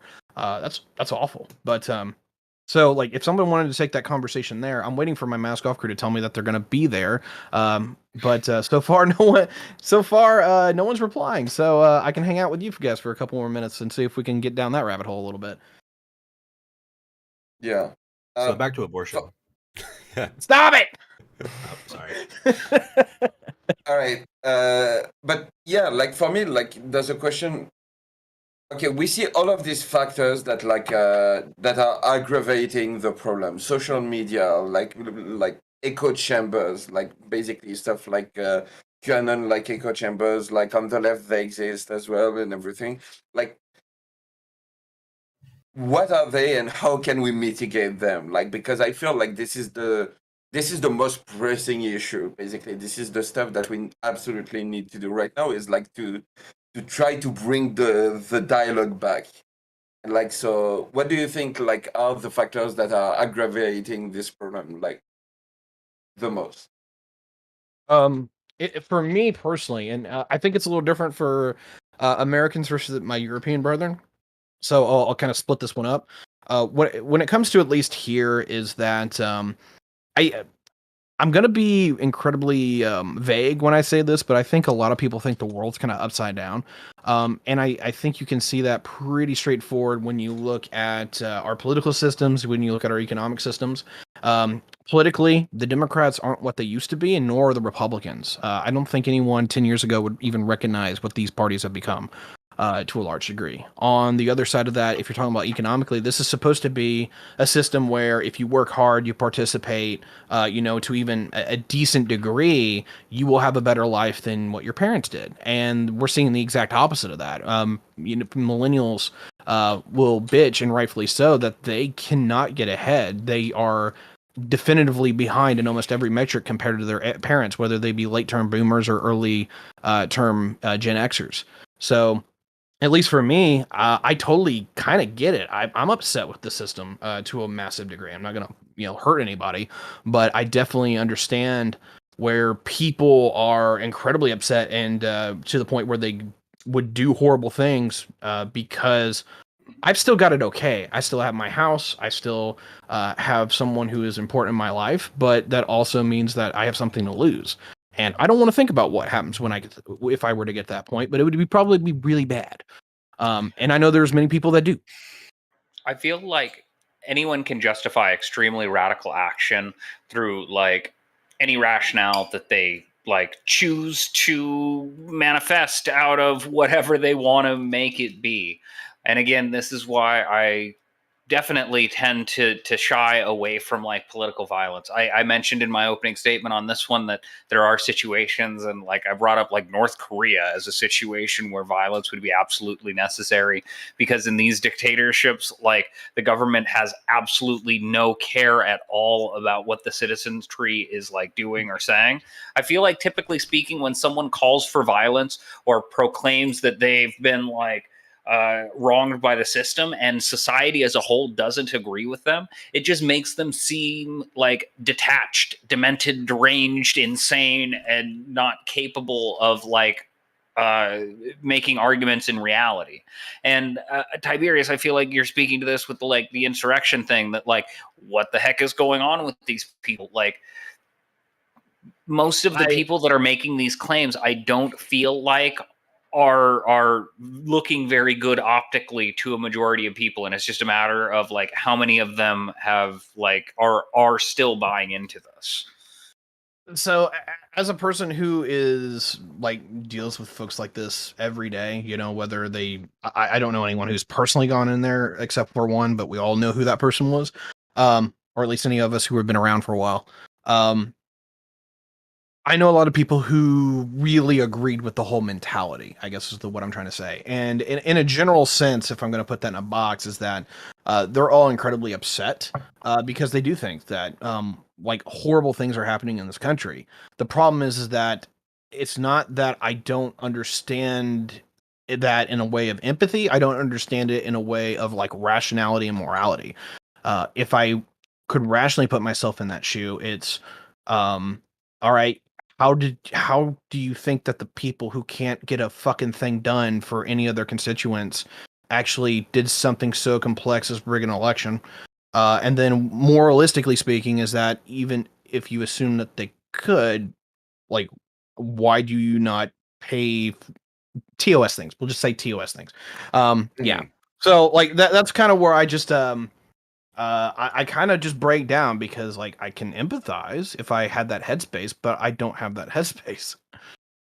All right, this is a bunch of liberal bullshit for the past hour and a half. Can someone name me one instance where political violence is acceptable? Just one example. The American Revolution. Okay, can someone name me two examples where political violence is acceptable? The French Revolution. Yeah. Doesn't count in France.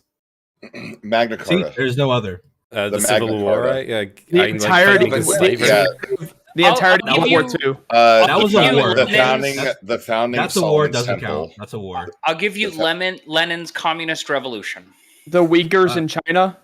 Yeah, the Uyghurs in China. I'll give you that one. Jink Uyghurs in California, not in China. The Wah, Battle wah. of Clear Mountain in Pennsylvania in 1923. Aren't you digging up none of the these- obscure none of these are- reference? Look at No, you, this is man. like I'm from Pennsylvania. We're really proud of like a lot of things here. So Oh, don't get me wrong, I get it, but I also thought that was in Yeah. West Virginia.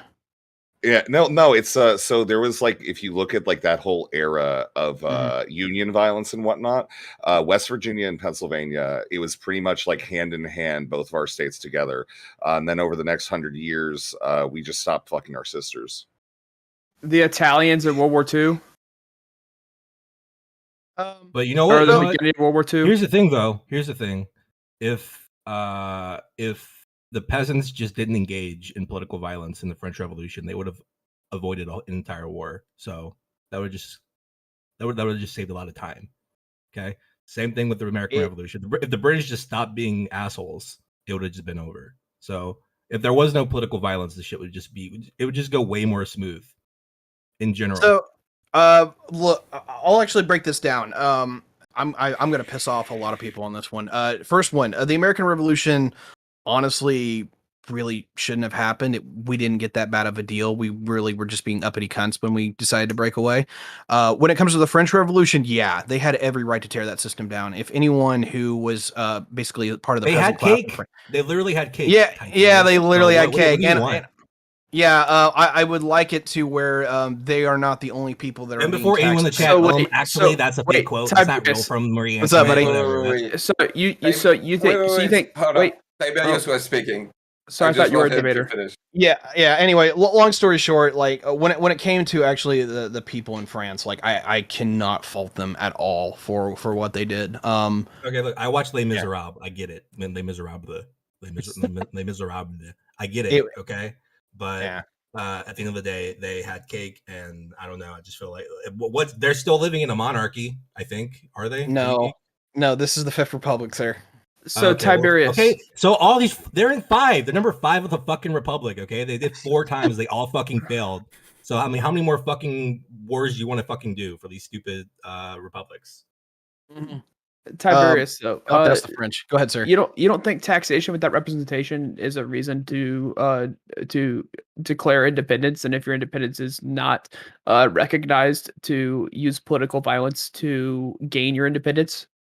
So breaking that down really quickly, the first principle is that, I would like representation with my taxation. I would actually appreciate that. The problem is that I think there's a bit of a nebulous misconstruence with how things were working at the time. We didn't have representative empowerments. We had governors. And we did kind of have to play second fiddle to the British Crown because there was laws that were made in London that we had to deal with. The problem that I kind of have with the whole argument was that while on principle I like it, is that when it really comes down to it, we were part of the Great British Empire at the time. We actually had some of the lowest tax rates in the world, and we actually were part of an institution that really was helping us to a lot of degree. In fact, we had some really bad economic and personal hardships post-independence because we had cut ourselves off from that. In the long term, it actually worked out for not only the betterment of the Americans, but also for the betterment of the planet. But actually, from what I understand, believe it or not, I would probably be a royalist if the revolution happened when I was there. See, I think taxation without representation and declaration, a country refusing to recognize the Declaration of Independence is cause. Okay, so let me just split that part real quick. So the Declaration of Independence is a bunch of people who got together. It was like, look, we don't believe in this shit. Like, you aren't doing what we should be doing as proper British citizens. So screw you. We're going on our own. If I had been a part of that, as in like, hey, I would have been like, one of the revolutionary cause. Of course, I'd be like, all right, boys, we're going to war. Let's fight. The problem is that everything that I know in that system, from the history that I do know, is that I probably would have been a royalist because I'd been like, guys, we're paying more in taxes and this tax is freaking annoying, but we're still part of the British Empire. The crown actually treats us better than the French do, or, the Spanish do in particular, or any other thing. I would have made the argument, you know what, it's still better to be British than anybody else, and we were going to make a hell of a risk going independent. And I absolutely would probably make that argument, but of course the ends kind of justified the means in time, but I do like to separate that out. Do you think that the nature of the American Revolution bringing self-determination as a factor for most of colonialization and kind of becoming more of a driver for modern world view, right? Like having people elect representatives within their country space, whatever that is. Do you think that the irregularity of self-determination at that point is why you would be a royalist? I would say the reason that I would have been a royalist at the time would because of the fact that I would have probably had a hard time believing that the United States was actually going to make it. Okay. You put it into perspective. They were a bunch of colonies. They were, like 13, 12 actual various colonies, right? And they didn't agree on shit. They could barely hold this thing together. Hell, you look at the stories from Valley Forge, is that like they were trying to get money just to pay the damn soldiers to get food and clothing, and they could barely keep this bitch together. If it wasn't for like George Washington and Baron von Stauffenberg, like the revolution would have been screwed. There's a shit ton of people who didn't fight in the Revolutionary War. There's a shit ton of people who didn't fight. You know what their name is? Canadians, Canada. So Tiberius, and they still they're not in the British Empire anyway. So Tiberius, you say that you say that we couldn't hold this thing together. Out of all the signers of the Declaration of Independence, we did not have one defector. No, I'm not going to disagree with that. What I'm saying here is that if I was in that shoes and it's 1774 or maybe even 1775 and the conversation's happening, it's like, hey, we need to do something about this. I probably wouldn't have believed in the cause. And honestly, if just kind of putting myself in that headspace for a second, I probably wouldn't have believed the revolution was going to even be possible to win until Yorktown, or not Yorktown. Sorry, Saratoga. The revolutionaries did very, very That's well. fair. Yeah, and then definitely when the French actually said, "Hey, we'll back up the Americans," I might have defected, but obviously that's a big headcanon. But I'm gonna play this from what rounds that I can, and of course, knowing what I know now doesn't mean that I would know that back then. So I might have been one of the first reactionary rebels out there who said, "Yeah, we need to burn down the crown because they're not treating us well." But that's personal experience, and so. Would I have known the things that I know? Would I have behaved in the ways that I would behave? I don't know that. That's one of the wonderful things of life is that hindsight's always 20/20, but until we get there, it's kind of shit. Yeah, I just think it's absolutely, like, looking at history. It's absolutely amazing that the United States did not have a single defector from the Declaration of Independence. That not a single person that signed that paper defected. Yeah, especially what was it? The only person that like literally the only major trader this country has ever really produced was Benedict Arnold. And it sucks because he was actually probably the one. You're Harvey right. Oswald. Great eggs though. Okay, Lee Harvey Oswald. Are we talking? Are we talking? John Wilkes Booth. Justin Bieber. Okay, here's the problem. Here's the problem with any of these Robert things. E. Lee. Yeah, here's the problem with all of those. They're all domestic issues. They're all in-house. Can I go back to what Sprout said earlier though? About taxation without representation. Do you really feel like you're represented just in general, Sprout? Because when I saw my congressman like at the pizza shop, he like made the manager like stop talking to him. Are we really represented even though we pay taxes? I feel that I'm represented. Yes, I elect my representative. And that's why local elections are so important. You elect one guy for like 4 years. You also elect your state legislators. You also elect your county. You're strictly talking federal. You elect more than one person. And so you elect like 5 much more people than one person. You elect three. No, so one. You have two senators, one congressman, 2 senators. You elect a board of people to vote for a president. You elect your governor. You elect your prosecutor. You elect your attorney general. You elect your Congress representative in the state. You elect your Senate representative in the state. You elect your sheriff. You elect your local prosecutor. You elect much more than 5 people. Yeah, but that's 10 people just off the fact that top of the head. I mean, you vote for them, you don't elect them. Just the fact that you're voting. Well, you vote for voting for them is part of electing them. The approval for Congress is like negative 20,000%. So why is it that we're that's the approval for Congress as a whole. Yeah, not single congressman. Congressman as you don't elect the entirety of Congress. Yeah, so what's the point then? I'm just electing one guy. Yeah, you're electing your representative. Yeah. He doesn't do shit. Well, you get like the big control by you get to vote for like your president, dude, but like he matters as much as presidents matter, and then you get your state representative and they matter as much as they do, and then you got like your senators, you get to elect 2 of them and like they matter as much as they matter, and like everybody kind of contributes to the whole in the way that they do. And like we could have a dictatorship where every 4 years we elect like a different king that can do whatever the funk he wants, but like generally speaking, we like this like collective democracy thingy that we got going, or at least I like it a lot. I think it's kind of stupid. You got this alternative. They're most popular. They get to run shit just because they're popular. It's better than the alternative by a massive mile. What you should be doing? You You should just be committing tax fraud and make a super PAC with all the money you save. You know, just My dad told me. buy Yeah, the so it doesn't matter policies you anyway. want. There's these fucking super Listen, PACs. That, like, Listen, my dad told me to try everything once except tax fraud. That's actually good advice. Yeah.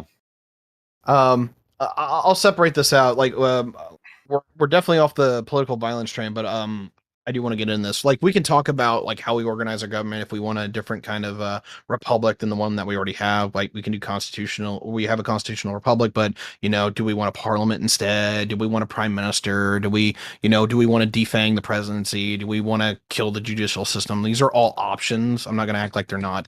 But when it comes down to it, is that if we're talking like a democratic process, whether it be incredibly flawed, it's incredibly far better for the average person than an autocracy. You don't want that system. You will be railroaded by it unless you're part of the establishment. I'm already railroaded. I'm not part of the establishment. I feel like it's going to be the same thing. Real quick, Like Sprout said, wait. Sprout said you elect one guy. Okay, French. you can and You elect more than one guy. No, I mean for That's what I Congress, said. you elect one guy. You elect one let's congressman. say you have like a local election and it's this big deal, and like this super cool guy who like totally stands for everything you stand for. He goes to Congress and he's at the bottom of Congress because there's like this hierarchy system. They don't get to do anything until they get like they go through all the popularity pageants and go all the way to the top. So like that's like fucking like 80 million years because like Mitch McConnell is like older than the fucking like Dragon and Dragon Ball Z. Start applying term limits. Real quick. Sorry. Before I let you respond, like keep the question in mind and everything. Keep what you want to say in mind. I just wanted to introduce Big Ugly Jim, and also before that, reminding everyone Danabo's mom got cancer. So Danabo is the one who's booking HippieDP and HippieDP recruitment.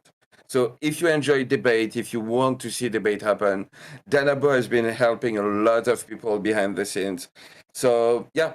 If you have a few bucks to spare and everything, I would appreciate it. Exclamation point Danabo UK in my chat, and you get the link to everything. And Danabo recruited me. Danabo recruited me onto the Hippie Dippy. So, I mean, I wouldn't be where I am in Twitch poll if it wasn't for Danabo. We're trying to help Danabo, Sprout. We're trying to help him. Okay, don't say. Oh my god. All right. Yeah, Big Ugly Jim, how are you doing? And doing okay. I had that cool moment where I joined the chat or joined the thing, and I was like, I can't hear anything, I can't say anything, but I got it all fixed, so I'm feeling good. You can find me on Twitch, Big Ugly Jim, because Big Ugly Jim was already taken, so here we go. Yeah, Sprout, you were going to speak if I remember correctly, so yeah, go ahead. Yeah, to Binks apply term limits. Then you're going to get rid of this, the majority of this popularity contest where I've been here for 50 years. And so you're going to need to listen to me because I've been here for 50 years. Start applying term limits to congressmen and senators. Okay, but that's like impossible at this point, right? It's not necessarily impossible if we do a If we do a constitutional convention with the states can apply term limits to congressmen. You're gonna get 3/4 of the states to agree on a fucking. They've been talking about that for like. We are close. We are close to 3/4 of the states voting for a constitutional convention. I think we're over half. So we are close to having 3/4 of the states voting for a constitutional convention. I hate conventions personally. I went to Comic-Con and it's smelly as shit. I don't want a political version of that. Go ahead. Way easier to just do an act of political violence. Oh God, I want to break that down for a second because I actually kind of reject both of them. Number one is that while there are people who absolutely are in there for 50 years, is that they don't always command the limelight. And I despise the person I'm about to bring up here, but AOC has done herself a lot of credit. She has absolutely taken the reins to the degree that no other junior representatives have. Like, people talk about her, whether it be on Twitter. AOC is the exception, not the rule, though. Yeah, I know, but what I'm saying is that people need to be the exception. Does she do shit though? I feel like she's just like doing social media. Does she actually do politics? Yeah, she's actually gotten better at it, believe it or not. Which I want to puke when I say that, but in general, is that she's actually gotten quite a bit pragmatic over the last 3.5 years, 4 years that she's been doing this particular job. she's helped mobilize quite a bit of the progressive caucus in ways that I don't particularly like. But the squad is the squad for a reason. They have actually put something together that is moving. And the right needs to actually be concerned with that, because I deplore those values. I deplore everything that they want to do to a large degree, but they are effective. They are competent. They're probably even more competent than people like Senator Sanders, who have been there forever, or even Nancy Pelosi, because Pelosi can't do shit anymore. The right is What's a building- computer? Yeah, no kidding. The right's working on that. The problem is that we have this really weird thing of taking somebody from out of the system, like, looks like DeSantis is on deck right now, and we'll shove him in the executive, and then when that doesn't work out because he doesn't have the connections, then we'll have to trade him out in 4 to 8 years. So that'll be fun.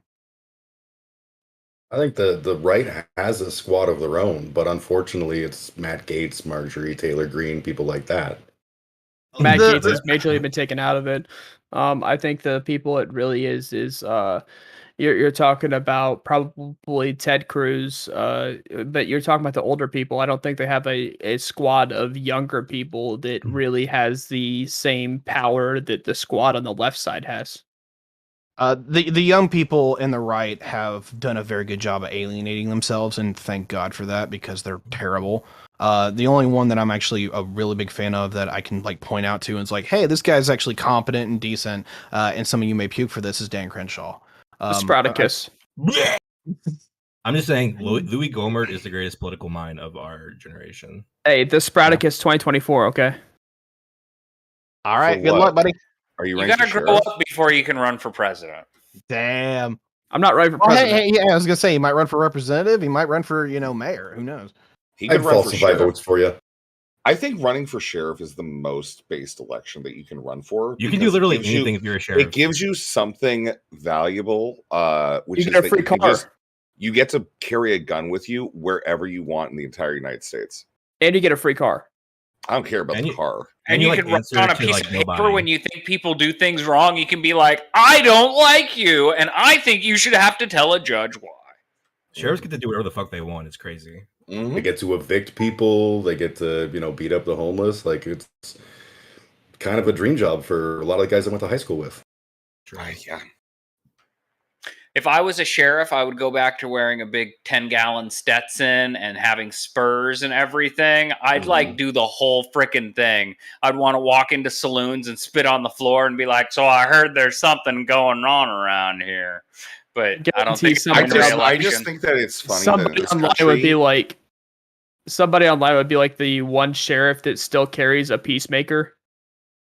If, I if think I was that- in the Midwest, I would love to get stopped by somebody. Okay, if I had to get stopped by any cop, that would be. I feel like it would be a lovely exchange. I'd ride around on a motorcycle that I'd dress up to look like a horse. think I'd put a that- big prosthetic horse head on the front. I think I would actually believe that he accidentally shot me after he stopped me if it was somebody. I'm not sure what happened. It just went off. Exactly. I can't stay mad, like Somebody's gonna be like Barney from the Andy Griffith show, where he's got the best intentions, but it just doesn't work out. We gotta get him. There's a racism going on. Bro, what are you doing watching an Andy Griffith show? That was like 50 years before you were born. Dude, that's base as fuck. Shut up. Andy Griffith show's awesome. Insane. Geek Grill is back in. All right, Geek's got nothing. No, Back to abortion. I got no. Baby, you're all baby No. killers. All right. No. yes. All right. I need to go back to my post. I forgot all the topics I have listed, but to be honest, I think that we had most of them, like voter fraud. We talked about basically voter fraud. We talked about political violence. I don't want to launch the Second Amendment debate, although I think it would be fun. Fuck yeah, guns. I've got enough of these interesting people around that I have been wanting to ask this question that I felt got grazed over in a panel I was on the other day. Like, what do you folks feel like is causing so much political dissent in society today? And how do you guys think that we can form some sort of reconciliation? like, is there a way that we can like get people back on board with like some sort of cohesive reality so that things can be functional? Like, what's causing the division? Oh, I'll hit this really quick because I alluded to this earlier. It's the Number left. one. Sorry. No, actually, it's not. What it comes down to is two things. Number one, things aren't going the way that they're supposed to go because basically everything's kind of broken down, and that happens from time to time. You got to rebuild shit. But when it comes down to like the political actors themselves, it's not just the left or the right. It's that we need to recognize that the left and the right have two different moral axioms. They believe in different things. They have different values. And instead of looking at each other as potential partners and sometimes rivals, we've gotten to the point where we are very close to looking at each other as enemies. It's easy to do that, but we have to remember that we're part of a greater whole. The attribute of America being successful is not that somebody just basically wins and gets to tell everybody what to do. It's usually that there is some weird compromise that we make that makes it to where these people have to do this and these people have to do this and those guys have to do this. But it tends to work. 9/12. Huh? 9/12. Oh, I kind of get where you're going with that, but I don't really agree with it because that was very short lived. What really kind of either happens here? I don't think it was that short lived as you think it was. I think it was, but anyway, like going to what I was saying is that the United States needs to have basically a moral and personal reconciliation. And I'm going to reiterate one thing that I said earlier in the regards that I have seen more open and honest conversations after Roe got fucking annihilated because of the fact that, one, I think the left actually realized that they're not going to get their way on everything anymore. And that's made them have to kind of come to Jesus moment, if you will. And the right now actually believes that they can get stuff done on their part. And so you're actually having real actors come in on an honest conversation. It's like, hey, we can actually get what we want, both sides, but we can also lose. So what's the real things that we want? What is the things that we actually give a shit about? And you know what? Yeah, I totally get where everyone's like, oh, hell, everything seems to not be working. But I, in the month, have seen more productive, rational conversations between individuals than I've probably seen in the last 5 years. And you know what? I'm going to say it. I'm hopeful, boys. We can fucking do something good for once. Let's go. I'll end with that. Well, there's usually like a large dead period in between like amendments to the Constitution. So there's like eras where there'll be like several different amendments to the Constitution in this certain era, and then in between the eras, there's usually a large dead period. And the experts that study this kind of shit, they said that we are coming up on like what would predictably be the end of like the dead period in between constitutional change eras. So we're coming up on like a constitutional change era. The six party system's already busted. I said this about a half an hour ago that what used to be Democrat isn't really Democrat anymore, and what used to be Republican certain isn't Republican today. Things change. Times do come, and that's not a bad thing in its nutshell, but it's painful because change is never easy. And as an example, how do you think people feel when you look at, let's say you're a union worker and you have been a Democrat all your life? Your grandpa was a Democrat, your dad was a Democrat, you know, your grandpa actually met FDR, right? And then all of a sudden, when it comes down to it, you're now finding that you're voting Republican. What? And that's actually the reality that we're seeing here in the United States. Things are changing.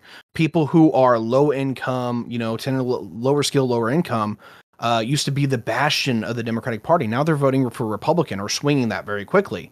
On the opposite end, the people who used to be the primary Republican voters, those that are wealthy, those that are substantiated and educated, those used to be the core of the Republican class, and now all of a sudden they're voting Democrat. So I totally I totally understand where people are like, whoa, what the hell is going on? I don't understand. Why is everything busted? It's unfortunately the reality that, and I've actually been calling this for a couple years, we're going through that transition period, whether we want to or not. And it's always going to be loud. It's going to be messy. But when we're done, we'll probably see what we've seen throughout most of American history. Somebody either puts together a coalition that makes enough people happy to where you have a supermajority in everything and you just clear house. Or there will be a great compromise to where the Democrats and Republicans have to make a deal on, all right, you get this, this, and this, and we get this, this, and this. Usually one side wins out, but I'm not sure where we're going on this one. I want to push back on something because earlier, it's not really pushing back. I agree with you. There's like a fundamental moral dichotomy there, usually between like leftist politics, right wing politics, but a lot of things aren't there's a lot of common ground, even if we go into like morality. So abortion, sure, that's a purely moral argument, and I fully agree with you. But then if we think about something like January 6th, if like half the Democratic voter base, the opposite happened, half the Democratic voter base believed that the election was stolen, then they would probably feel just as strongly about it as the January 6th insurrectionists. So there's a whole other part of the like mounting tension and the diabolization of both parties, which is purely subject to disinformation and to different narratives that are completely, where two people live in completely different realities from their perception. So I'm gonna say something. Okay. I'm gonna say something that's gonna make a lot of people mad.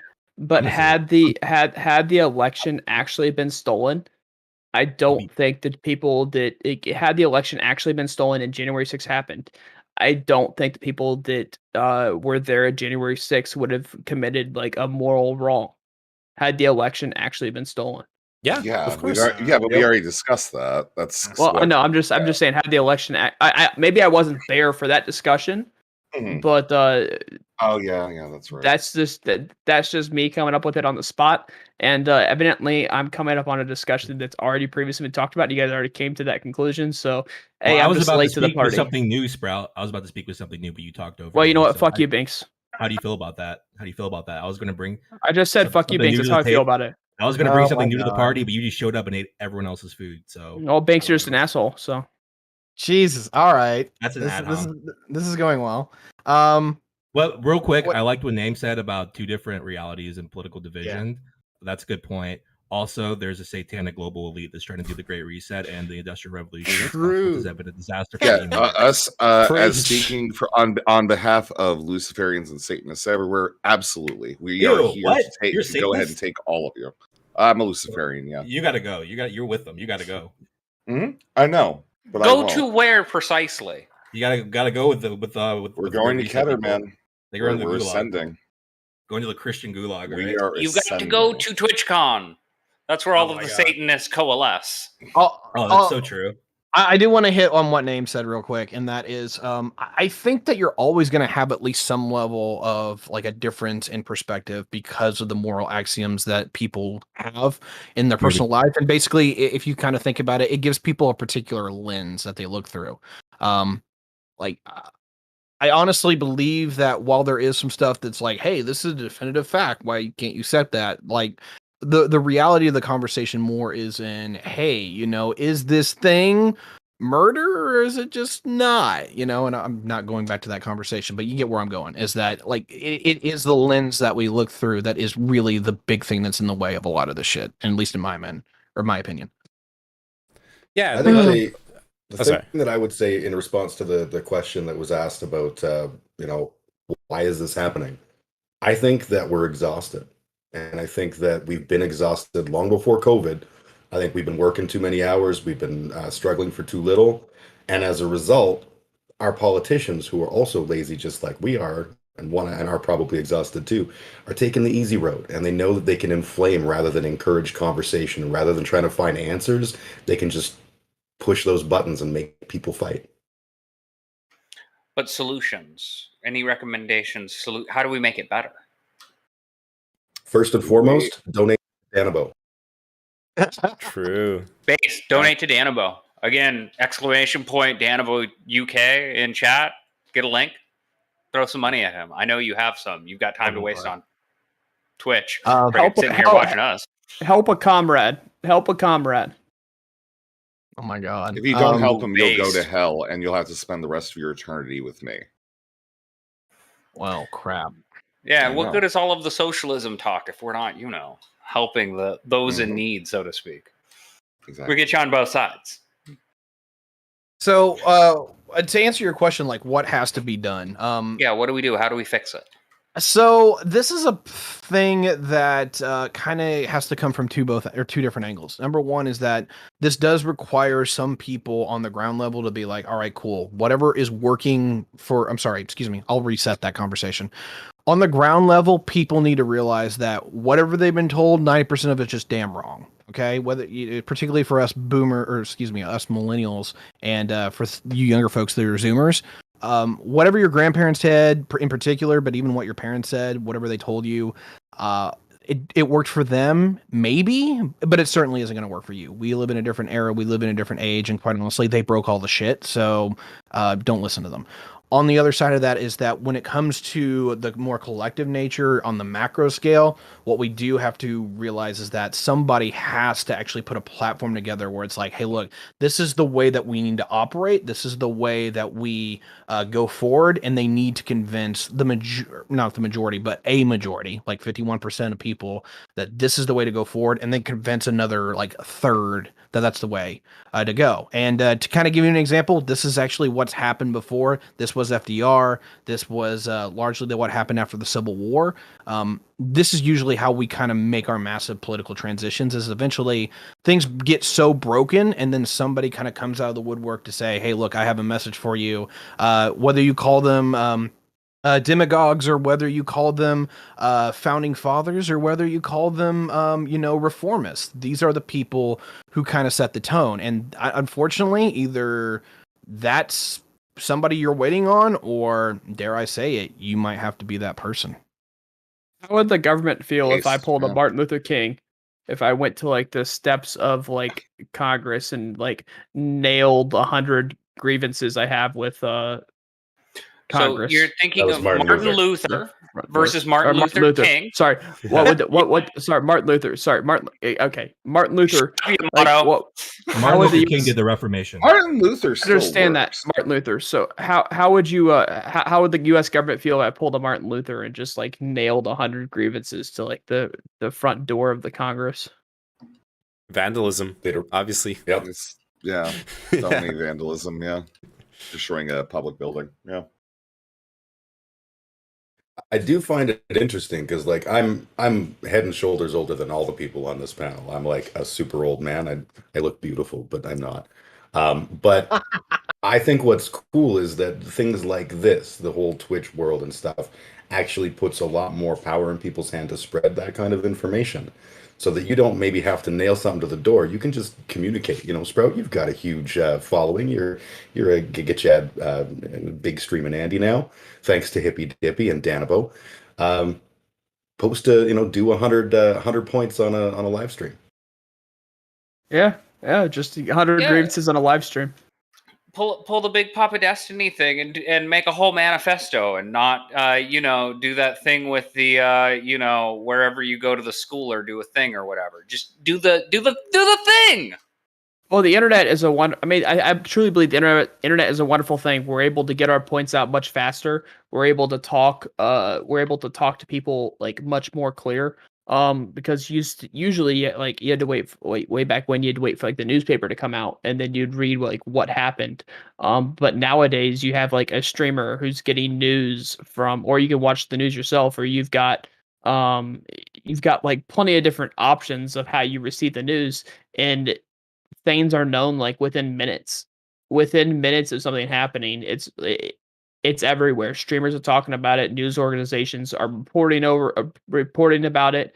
Just within like 30 to 45 minutes, it's literally everywhere.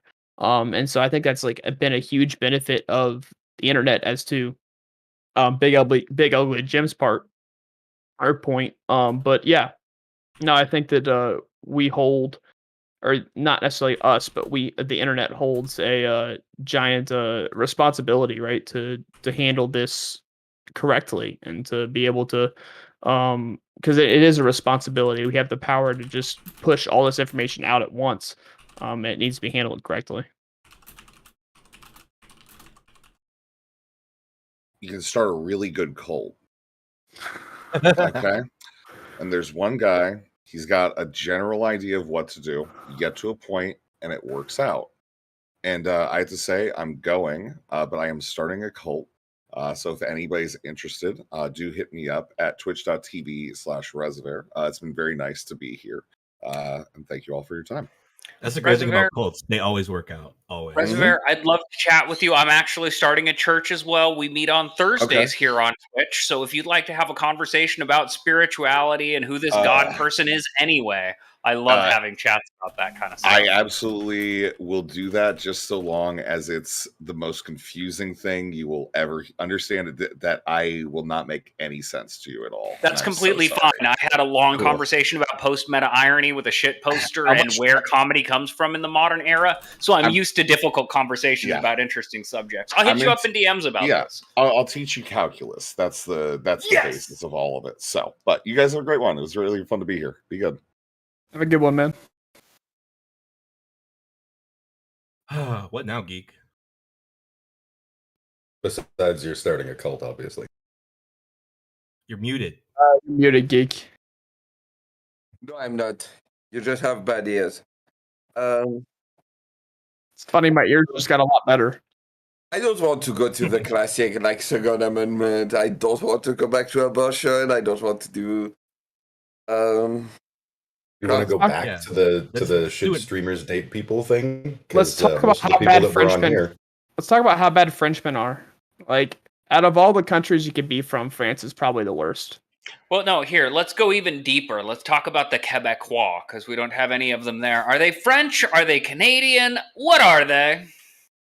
You know, as a Canadian, whenever I meet a Quebec person, I always ask them, what do you think about separatism? And they always look at me like they don't want to answer, always. I don't really get it, but I guess it's not a thing you're supposed to ask. Independence for Quebec. Call them Canadians and see what happens. It's funny. It would be a funny civil war, It's not really, no one really cares, It's just oh, haha, But apparently it's a big deal over there.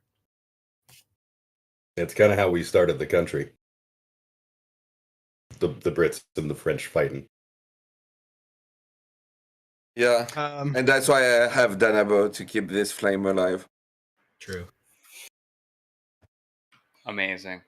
Well, it has been fun, gentlemen. I will bid you all adieu myself as well. I guess maybe closing statements on political violence. Generally speaking, again, I do think that political violence is a pretty ridiculous thing that only makes you look bad when you enact it or when you encourage it. So I personally recommend that people stay away from it. I think that there are better ways to enact change. When you think that something is seriously wrong, we need to educate the people. We need to motivate them to make the political change with the political tools that we have at our disposal. And encouraging people to go outside of the system that we're within encourages people to destroy the system that we live within. And man, oh man, it's been working really well for us up until now. Again, I'm somebody online. You guys can check me out on Twitch. I also have a YouTube. You can find me on Twitter as some dummy online, because I say a lot dumber things on there. But generally speaking, I bounce around from panel to panel. I've been on Hippy Dippy Recruitment, and I hope to get on again soon at some point. Make sure you guys check out Mr. Geek, dude's extremely based. Check out Danabo. Again, support Danabo, !danabo.uk, because he's going through a very particular situation with his mother right now, and we're in a position of transition, and we need to make sure that we're supporting the community, because community is who we are, and that's all we've got out here, because without that, we have no platform to share our messages with. Thank you guys again for letting me be here. Thank you for coming by on short notice, buddy. Appreciate it. Anytime. Yeah, thank you for being here. I think we ran out of topics, so I think that is a good place to stop. So let's go for closing statement, shout out, and everything. Let's start with Sprout. All right, so I'm the Sprouticus. Like I said, twitch.tv/thesprouticus, twitter.com/thesprouticus. I am the most based political streamer there is. So you might want to come check me out. You can find me at debates. You can find me on the Hippy Dippy most of the time. But usually I'm the panel wild card. So I used to be a hardcore conservative. I'm now a panel wild card. You never know which side of the aisle I'm gonna stand on. So I enjoy it. But if you want to watch me, you can find me at twitch.tv/thesprouticus. All right. Name. Yeah. You can find me at twitch.tv/Neyman, and I do mostly commentary and react to stuff. I like hopping on and talking with cool people, like all the amazing people here. And yeah, go give your money to Danabo. He needs it. All right, Big Ugly Jim. I am a Big Ugly Jim. I'm just Big Ugly Jim, but in order to sell it on Twitch, I'm a Big Ugly Jim. I do stuff pretty lazily because I have a pretty rich, full life. I'm a musician. I'm a guy with kids, a single dad, all that stuff. My final point when it comes to political violence, we all kind of agree, and I think Binks pointed this out rather nicely, that political violence, we all know that sometimes it has its place, and the only way to really know if it's right or wrong is how it gets written down in the future. I didn't say that, but I'll take it. All right. Tiberius. Yeah, so I'm Tiberius D. I studied in political science and economics. I talk a lot about geopolitics. It's been a busy week for me, and if you're interested in anything, whether it be Sri Lanka calling it quits, Shinzo Abe being assassinated, or Boris Johnson resigning, I talk about all that and a lot more. I just did a massive presentation on the generation of wealth and why certain countries are far more prosperous than others, and I get into a lot of the big things that really dominate that. Hint, a little bit of geography, a little bit of climate definitely matters, and we get into a number of things also. I'm actually a giant nerd, if you haven't figured it out by now. I love to talk about the meta, yeah, Star Trek and Star Wars and all those things. I like to talk about those too. So there is plenty of things that you can go find out on my channel. If you want to see me live, definitely hit a Twitch, but if you want to see me live or all my recorded content, you can pretty much check that out on the YouTube. I really would appreciate that. Until next time, thank you for having me here, and we'll see you next time. Thank you for coming by. Yeah. Thank you, everyone. And Tiberius, are you going to do your podcast then? Yeah, I was gonna go over there, but Connor told me it's like, hey, at the threat of pain of death from his wife, he couldn't join us tonight, and didn't bother to tell anybody. So yeah, we already had one that was calling out because of he's doing something for his work. The other one hasn't said anything. Samantha finally showed up an hour late, and then yeah, we found out Connor wasn't there. So I'm actually free tonight. As fun as it is, but thanks for letting me stay here. I appreciate that. All right. Who's streaming right now? Not. I am still live, but I don't know if I'm going to stay that way for much longer. So if you've got someone else that you need to send it to, I think you should. Yeah, I'm sending them to you, Tiberius. And Also, yeah. I'm Binks. I didn't get an outro, but I'm Binks. Yeah, sorry. My bad. I forgot. Wait, So, who's yeah. Binks? That's it. Me. Okay. Isn't it neat? Binks_BB. Twitch.tv/Binks_BB. I do live think it's the critical same. analysis, 24/7 critical analysis of all the Minions movies. Okay, come check it out. It's really riveting content. And I His really stuff on think he's Minions an 2 amazing was content creator. But yeah. Yeah, take care, people. Me, I'm coming back live with my boring content, but yeah, sending you all to Tiberius. Y'all have a good one. All right, really appreciate that. Take care, folks. Have a great one. Thanks, everybody. Bye-bye. All right. Wowee. Oh, okay. Wait, the camera isn't working. Wait, can I fix it? It's because the fucking like Discord takes control of the camera, so you like can't actually use it at the same time. But maybe now it'll work. Can I like? Let me see if I can fix it. Maybe I'll stream for like 2 minutes. God damn, it's 4 a.m. No, I shouldn't be doing this. Oh yeah, there we go. Yes, it works. Amazing. How about a quick Valorant game? Just for you, a little Valorant. God damn it, I'm actually gonna do it, you know? Fuck it. Duck it. Don't watch cringe gaming. Wait, no, let's do better. Let's do a better title.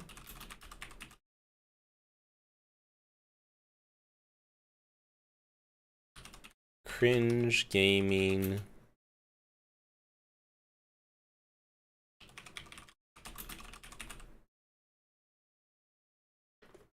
All right, this one goes out just for you, Kino.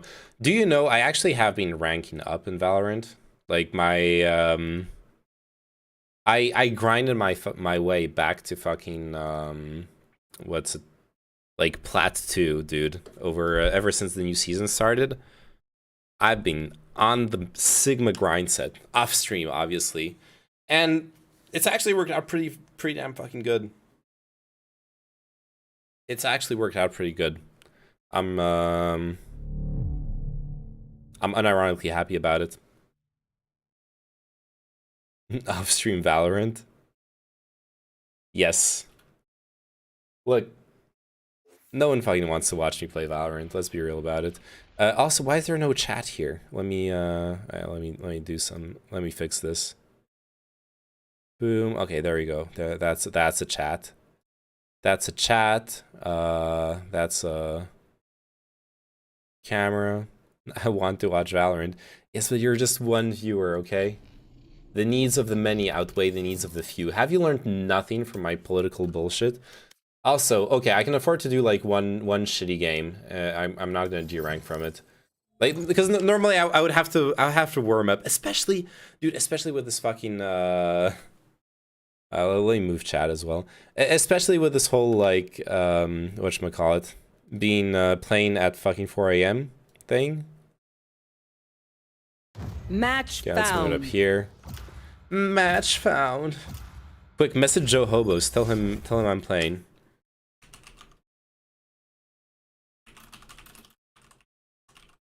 Buenos. Uh-oh. Buenos días. Nice. Él habla español. Hola, ¿qué tal? No, not español. RIP. If you lose, then you sleep. That's not how it's gonna work. Okay. I'm not doing that. Like, what if I win? Yeah, right. That's if I'm gonna win. Fucking Fracture. Okay, am I playing the right? I'm playing Jet. We got Reyna. We got Chamber. Fuck it. I'm playing Jet. God, what are you making me do? Like, seriously. Why of all things am I playing this? ¿Algún exportador o algo de eso? And they're not playing. Not speaking the same language as me. Not that. I need to. Okay, any Spanish speakers in chat? Please. I'm gonna need you to translate comms in real time for me, okay? That's how this is gonna work. Bring out your Spanish textbooks. I'm gonna need them right now. Stat. And a live translation. You will not be paid. Should I? Yeah, it's okay. God damn it. Of all the maps to play for like a random 4 AM Valorant game where I'm gonna fucking D-rank, why does it have to be Fracture? Not that I don't like Fracture. I'm actually one of the few people who likes Fracture. I like it because for one fucking goddamn time, it's not Dust 2. It's not another variation on like Dust 2, Cash, whatever. You're not faster than me. You're not faster than me. Aw, I'm Jet. I have voice lines that are, I don't know, they're something. I like Jet. She's a character. She's a cutie. Look at this. Also, like the more I look at Jet's ass when, you know, they're in character selection screen when she like turns her back to you, the more I realize it's actually a really nice ass. I have to say it. Like I might be changing my mind about Brim's ass being the best ass. It might be Jet's. Though or like at least it's a close second.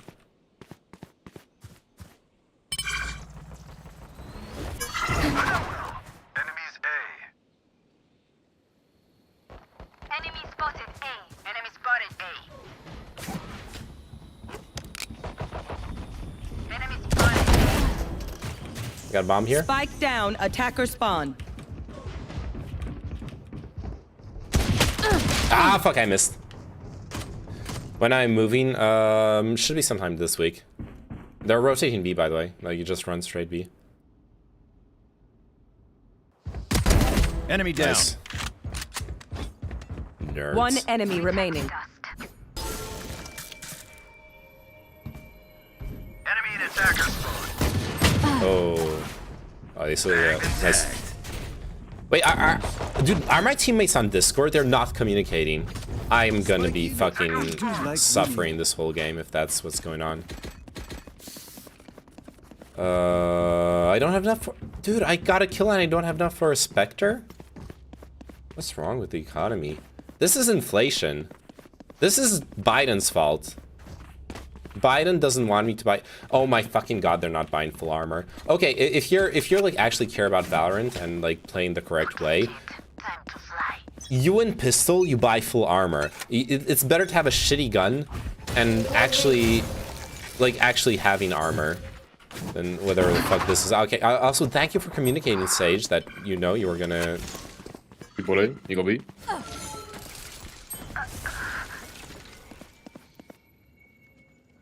Do this cringe ass shit. I'm... One showed B main, but just jumping around. Yeah, they stole Brim's weapon. I think they're bringing it there. Yeah. I'm gonna just... Go back. Summer, go back. Never mind, I'm full rotating. No puedo. Spike planted. Oh, fuck me. Teleport's gone. Where? One down. The fuck?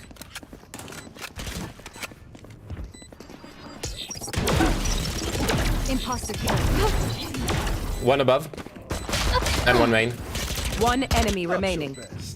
Oh, I might have hallucinated above, sorry. I'm trolling.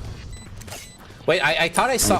I thought I saw something on upper A side. Did I hallucinate it? Can someone like clip it? Yeah, I hallucinated it. What the fuck? This is why you don't play Race it to the spike site. at 4 a.m. This is literally why you don't play at 4 a.m. I swear I saw like an enemy's outline or something.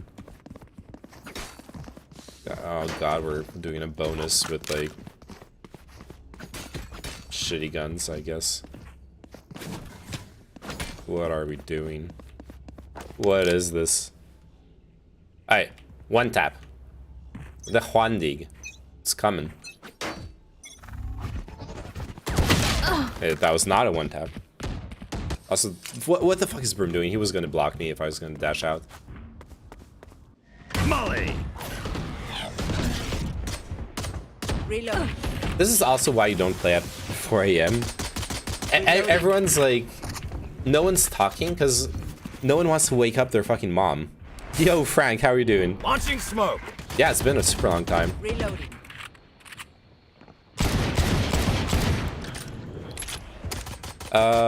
Not much. I'm exceptionally playing Valorant instead of doing the usual like commentary stuff because I don't know, because I was streaming and I didn't have any viewers, so it's not like I'm killing the stream anyways. You know what I mean?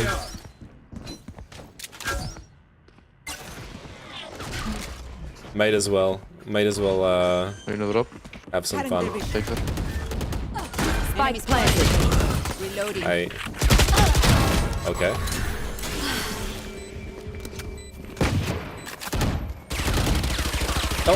Oh my fucking god, Sage! Sage like almost fucking killed the duder.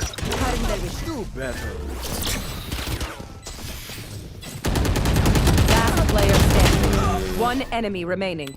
Yo, that's a good bonus round actually. You should have asked for the host that then streamed Valorant. No, my god, no. Sorry, changed jobs when we were working 12-hour shifts. Not much of a life, but pays well. Damn, that's rough. Are those like how do I put it? Are those like daily shifts, like 5 days a week, 12 hours? Because that's fucking rough, dude. I would.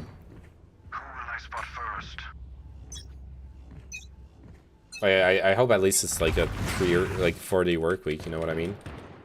Multiple enemies B. I fucking dude. I one arcade. Get out of my way. I know exactly where you are. Like where was my crosshair there? You know what I mean? Open up the sky. I also didn't do the thing I had planned in the first place when pushing arcade. I feel dumb. Okay. You know, it's fine. It's fine. They're 100% rotating A. Rotating A sounds... Enemy down. One enemy remaining. Spike down A. Yeah, my teammates got this. Here. Yes, it's Here. weekend sometimes, so work more than 40 hours. Spike Jesus fake. Christ. Hey, don't kill yourself at work, man. You know? Careful. Launching smoke. I respect if that's 30 like your seconds grind and left. shit, but you know, everyone's got their limits and all that stuff. Shouldn't be like hurting yourself. Spike is here. Or if you do, it better be fucking worth it, I guess. It better be fucking worth it if you're hurting yourself. 10 seconds left. You know what I mean? Like, the thing that always bothered me, obviously you can actually push yourself, right? You can push yourself and produce like insane amounts of efforts in limited amounts of time. But you'll always run up to a limit. At some point, your performance is just not going to be there. Yeah, I know what you mean. I'm doing it now for the pay. It pays really well. That's good. Need a drop. Get that money. Yo, I need a drop. Actually, no, don't drop me. I'm okay. Never mind. Okay. Yeah, okay. I was gonna play my ult, but Eso es. Pero si vas español que esto nosotros. Yeah, they're all speaking Spanish. Nothing B main. People ahí. Enemy spotted B. One was arcade. Dumping. Tumble. Okay.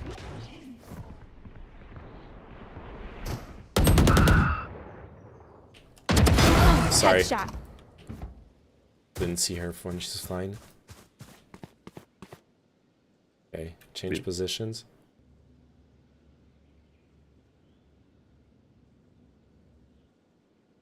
Someone could be arcade. Enemy spotted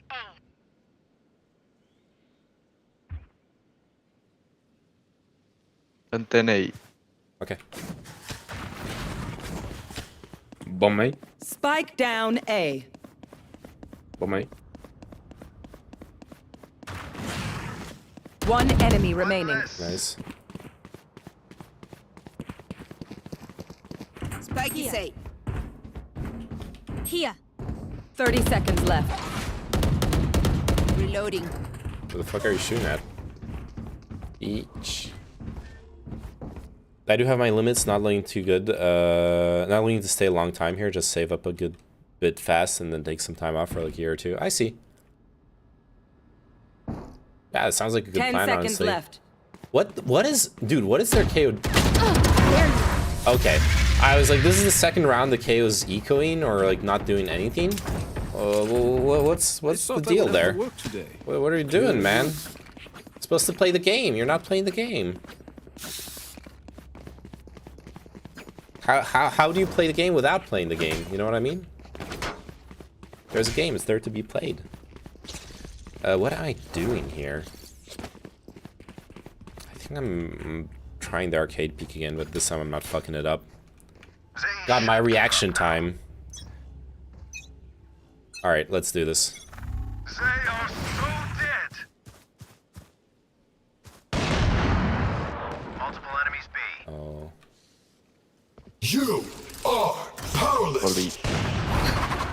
Enemy spotted B. Enemy spotted B. Spike planted. I wonder if the res is gonna bait someone to come. Yeah. One enemy remaining. Spotted B. Yo, give the defuse to Diffuse Brim. spike. There. Nice.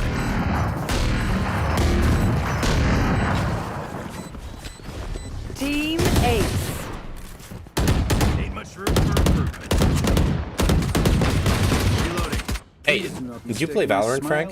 If I recall correctly, you don't, but...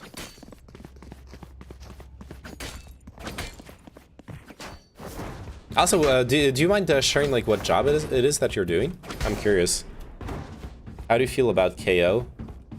I think he's the agent you play. Oh wait, why do I have two chats? He's the agent you play if you want to play CS:GO.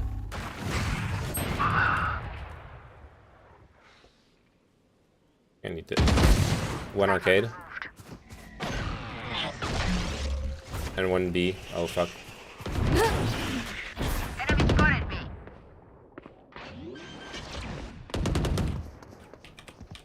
Ah! Why did I repeat that? KO is the agent you play when you want to play CS:GO, right? The flash is almost the same as the CS:GO flash. You can cancel other people's powers if you use his utility correctly. So they have to play CS:GO as well. Oh, literally the CS:GO agent. Wind, show me where to go. That's like why you play him. And no, that's not why you play him. You play him because he's a fucking good agent. But that's like the main meme about him is what I would say. Oh damn, I did hit the dude. I did hit the Viper. I only hit her for 84 though. Hit her through a wall. More like I hit a wall. Yeah, that's fine. I might need to dash away, but never mind. I'm too slow. Oh, what the fuck am I doing?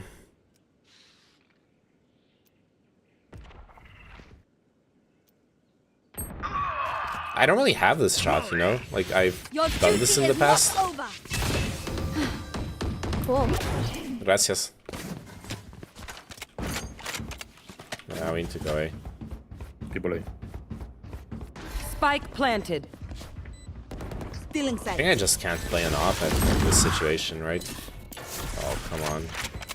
I'm gonna step to, like, bait for the other people. Yeah, see? See? Enemy spotted A. They might not know, but I actually just, like, did something. One enemy remaining. One shoot. Last player standing. One shoot. Nice, well played. Good. Unironically, me running around there making noise. Big play. Big play. Look your enemy in the eye. What the fuck was that? With accuracy.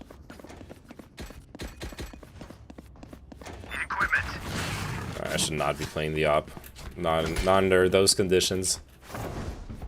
Let Reyna have it. Thanks. I love those kinds of plays, you know, like stepping around, distracting him and shit. Barrier created.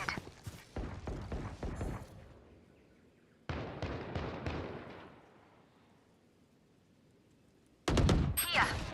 Enemy spotted B. Okay. People B. Careful. Smoke's down. Your fault. Okay. Spotted B.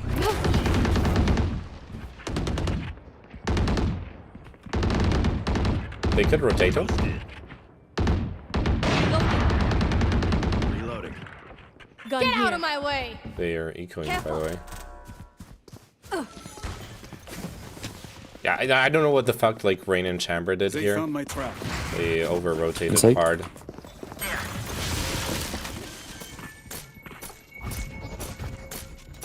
Spike planted.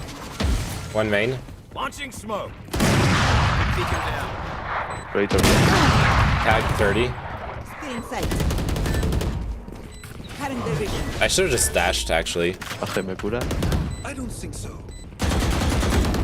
Just check the box, dude. What are you doing? Yeah, this works.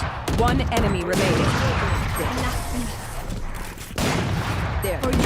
I'm actually getting carried hard here, which I genuinely appreciate, considering mistakes. Wednesday. considering the conditions of our escapade. Oui. Having 2 ops. Yo, if we have 2 ops, we should have 1 on each side. I don't think we should have both on one side. No, don't worry. Okay. I'm just saying, you know. Voy vandal. Okay.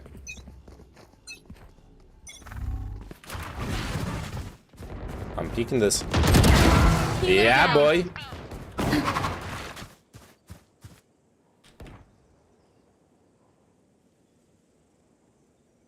Open up the sky. Enemy spotted B. They really don't like taking the tunnel. Unironically, people don't play this tunnel enough. Like, it's actually a big play in those situations. I don't think people realize. Because, like, no one ever expects you to go for a, like, say, a late rotation through that tunnel.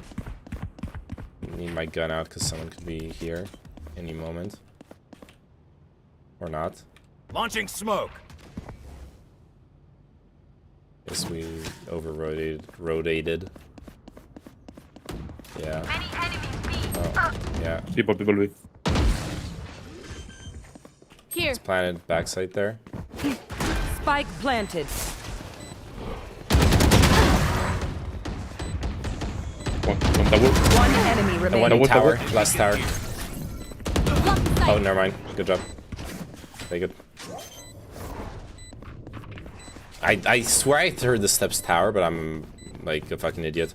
He was stepping here. Right? No. That doesn't make that sound. I don't know where. Okay, I have no clue. Look at me. I know that I am by I should just your not side. I should just not try to guess where people are. I literally cannot understand what's going on around me this game. Pepe the Potato. That's a nice name. Pepe the Potato. Amazing. Focus now. Eyes off me. I should not push this. Multiple enemies B. Or should I not? Multiple enemies. My aim. I swear. I swear to God, yeah, okay, that was fine. In hindsight. Right now. Right. CT.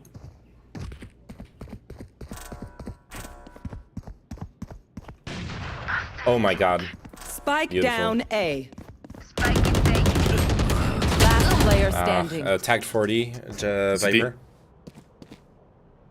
Alright, they're just gonna go B, man. Or are they idiots? Why would they still go A? They have time. They literally have time to just run B. Like leave Viper to lurk and spawn. Reyna does nothing, so she loses 40 HP for nothing. Boom. Spike planted. Sorry.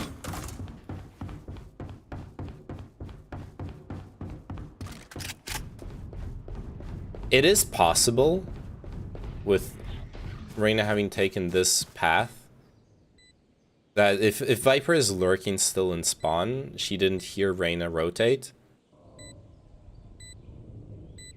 Could make for a good defuse play. Pardon their vision. But Still in sight. I have my doubts. A. Yeah.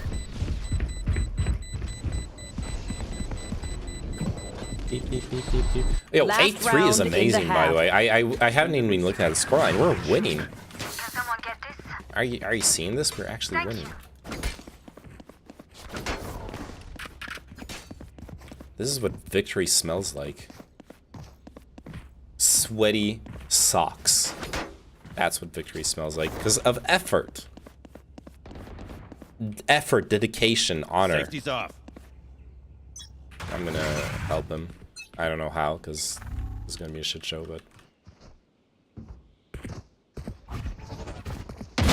Grounded. Never mind. Yep. One more. You will not kill my ally. One arcade, two side.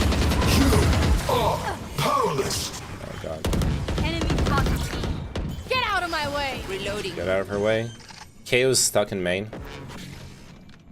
Spike planted. Here. Enemy killed. Oh my! One side. Eliminate. That's KO down. One tower.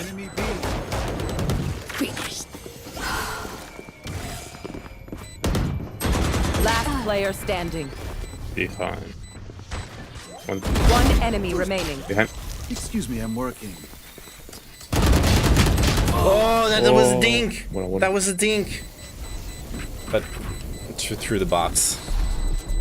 That should have been a kill. If he'd continued spraying, that was 100% a kill, by the way.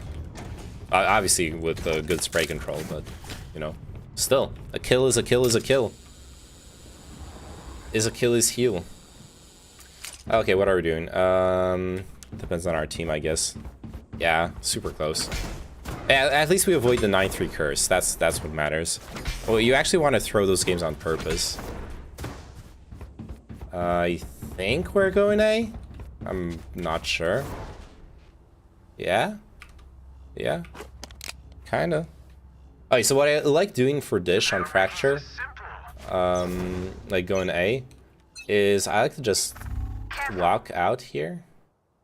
Keep it head height, which I'm not doing super well right now.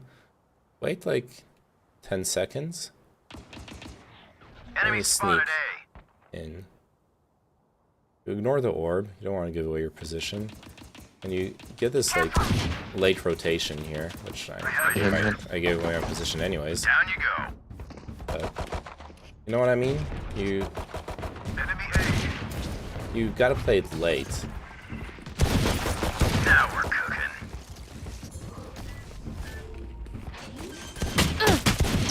I'm Behind.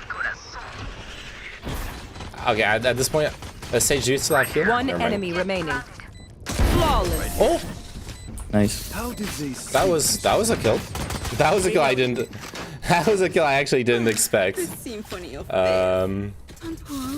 See, that's muscle memory. That's years and years of training. Where I'm not. Unironically, sometimes your like hands do things and like faster than your brain. I didn't see her. I didn't feel like I even aimed at her, but you know, the shot went off. Landed. Why are we all here? This is not good. I have the spike. Why are we all stepping? Some sound discipline, please. Still in sight. Here.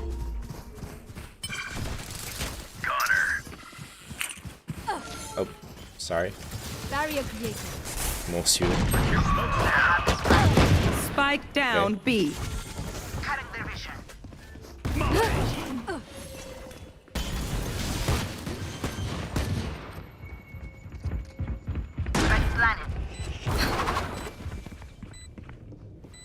One enemy remaining. Okay. That's Gun here. fortunate for her. Okay, that's unfortunate for me. There you go.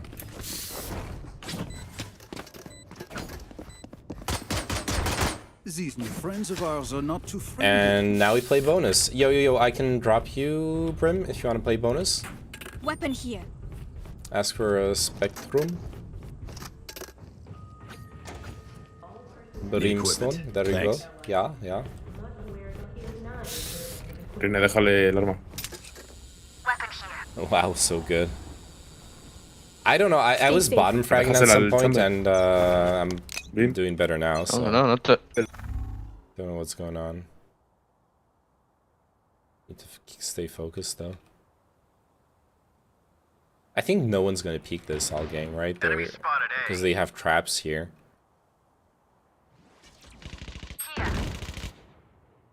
Yeah, there's the Cypher camera up there. I'm not gonna break it this time. Cypher camera above me.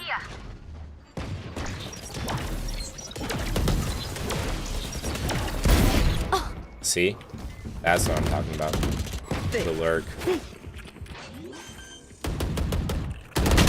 One dish. One dish. One enemy remaining. Last the dish. Healing. Ooh. Last player standing. Oh, come on. Please. Please do not throw this. Like... God damn it, man. Here.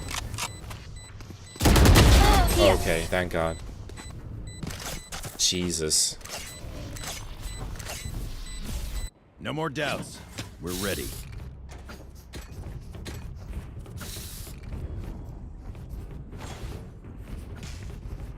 Okay.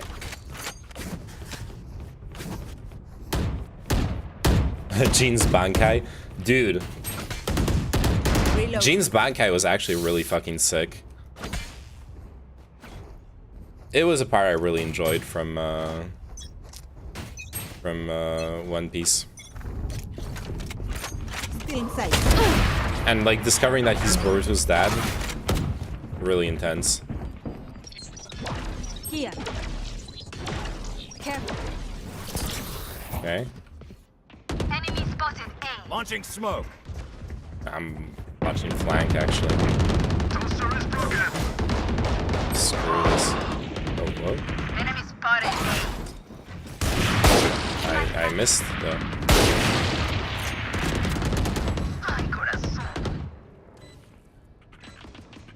One enemy remaining.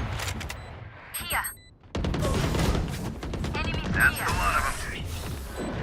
Games Pog. Yeah, I'm a gaming streamer. Didn't you know? Match point. One Piece feels weird, man.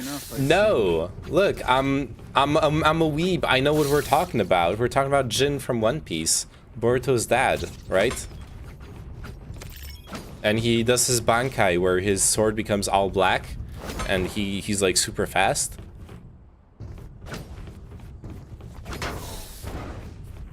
I know what we're talking about. Let's fly. There. Okay. I'm fucking losing this duel, by the way. Yeah. I'm a bit disappointed in myself for missing that shot.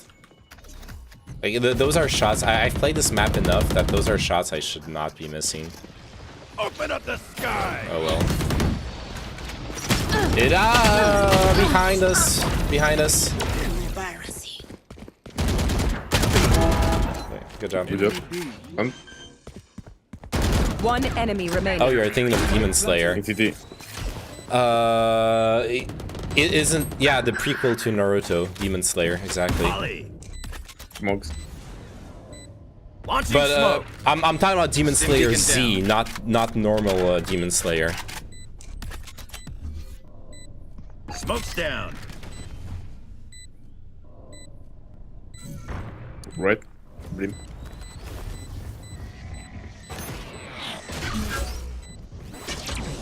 Okay. Nice, well played. Attackers win. Yeah.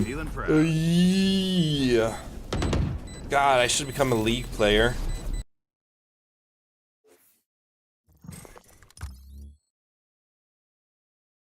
If I'm gonna do this kind of Degen shit, I might as well just give up on life and become a League player full time. Free LP, literally freest LP of my entire fucking life.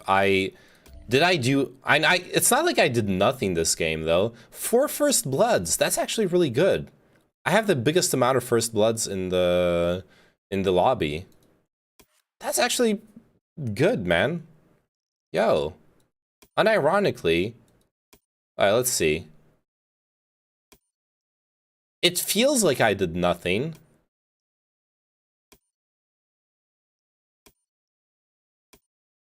Why are all my... Okay. Why the fuck are all my First Bloods... Oh, yeah, never mind. There's 2 of them here. Yeah. Okay, no. All my First Bloods are on attack. Good. I'm fine with that. Oh, and another one here. Yeah. Good game. Another one? Yeah, another one. Of course. I should not be playing another one. What the fuck am I doing? Or okay, I'm just gonna play an escalate. Man, I want to hit diamond. That's what I want to do. Okay, I want to hit diamond so I can say that I'm the same rank as Pokimane. That's my dream. That's the dream of like anyone playing this game, really. Be Pokimane. Why else would you play? Have you seen Yorichi's transformation? Oh, I see why y'all are watching Bleach now. Oh my god, you're queen. Yes. No, okay. If Invadurvi was actually playing Valorant, she would be my queen. Hello. Oh god. It's you again. Pepe. We just played together. Hombre, amigo mío. Hombre, Hey, yeah. friends. Sí, sí, mi amigo. Mi amigo. Fuck. I want to dodge, actually. I want to dodge. I don't want to be toxic, but I actually want to dodge.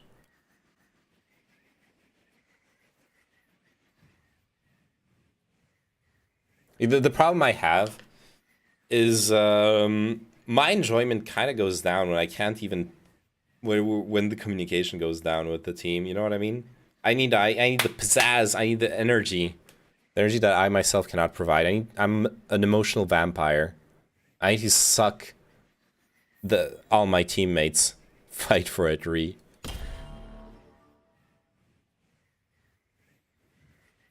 Dude, you know why Jet is so hot? She actually fulfills the bored bored sexual partner fantasy. Like, look at her face. She's so smug and like looking at you like you're just a piece of shit. And you know that if you're having lovey-dovey time with her, she'll look at you the same way. That's why people like her. It's the ultimate, well, what's it called in Japanese again? It's the ultimate apathetic mommy-dami, yeah. There's gudere, but that's not it. Yandere. No, yandere is obsessive. Which one again is it where it's like love-hate relationship? Tsundere. Yeah. About making other summons? Like, it's like tsundere, but without the embarrassed thing. Dragons. It's like so it's like not actually tsundere, but that's all that comes to my mind because do the Japanese even have? Wait, do the Japanese even have? Oh yeah, they do have. Oh, okay, so they do have a stereotype in the moe bullshit stuff. For I'm a samurai. I I'm a butterfly. Y'all know that song? It's like a no, not that one. It's the Antwort song. You know, I was writing a thing on my research about how other people's energy can affect you as a person. Actually, true. 2A. I'm backing off. Nice. Smoke's down. Reloading. I should be watching this actually. Could be rotating.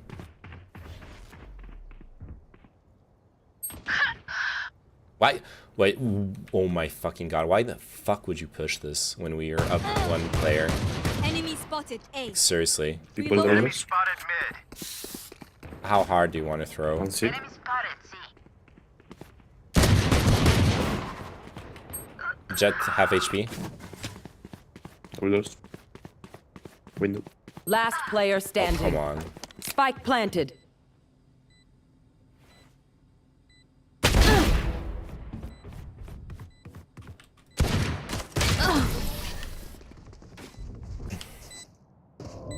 Aye.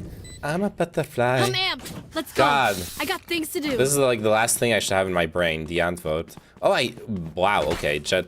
Yeah, I had to headshot her after taking her down to like 5 HP. Amazing. Okay, why the fuck would you push this? I don't understand. I don't understand why Sky did that. Save me, please. This is not... Okay, so how does other people's energy affect you as a person? Actually, what did your research tell you? I need to know. I'm taking this. I'm a taker, not a giver. Two levels. Yeah, this is a C push. Okay. Okay, Reyna doing work. Okay, they're doing their own work.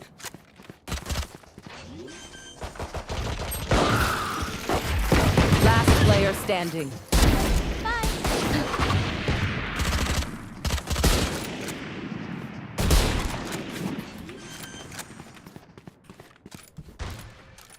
Spike planted.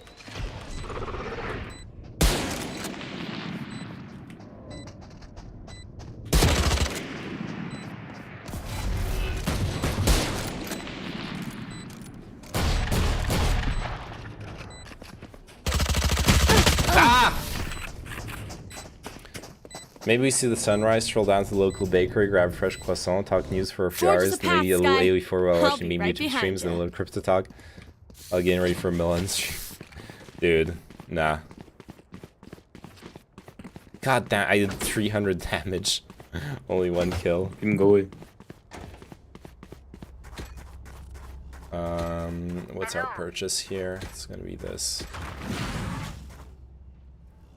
Force. I got yous, okay? It's not a force. Okay. Maybe. Really not, though. Oh, I got people A. Launching smoke. One window. Molly. Launching smoke. Also, by the way, We tend to dust. Sage. Enemy spotted A. Okay, never mind. The Spike planted. trades are done. Best trade in the history of...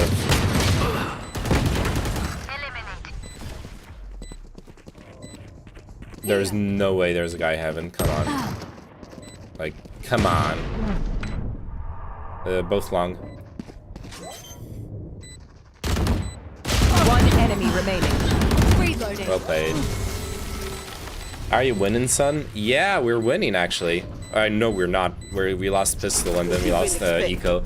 But we're winning. We're winning. Look, we're winning this round and we're winning next round too. Never count out Right? the Oh underdog. my god, they have so much money. We're losing, actually. Fuck this.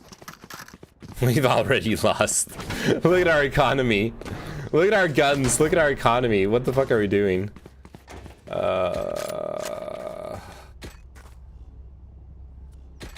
Okay. That's what we're doing. Nah, we're fine. We're fine. This is gonna be great. This is perfect. This is exactly what I wanted. Oh, I probably should have fuck me. Double doors. What the fuck? People see? Spike planted. Don't resist.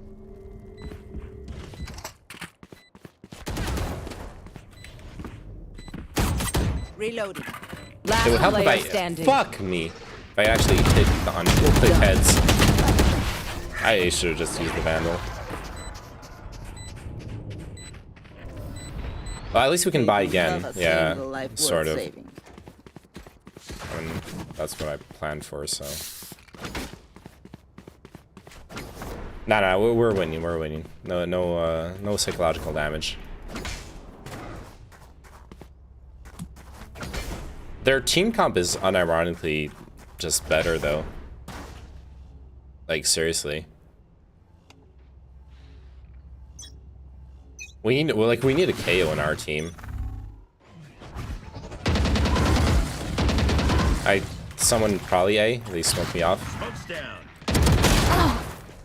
80 on Sage. Smoke's down. Mostly reinforce some values that we knew all along, but might not have thought about it. The brain is processing emotions through senses and giving you feedback, if I had to put it short. Mostly reinforce some values we knew all along, but might not have thought about it.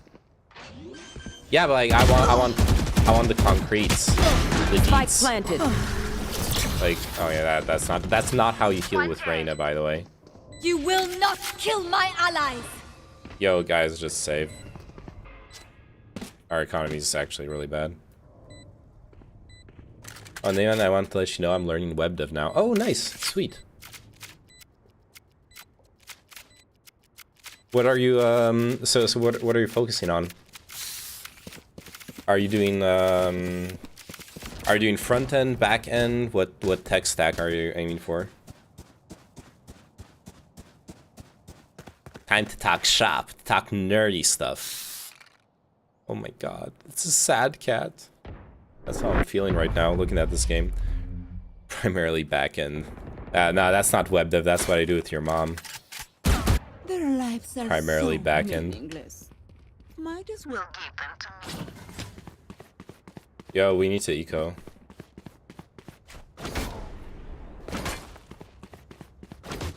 Or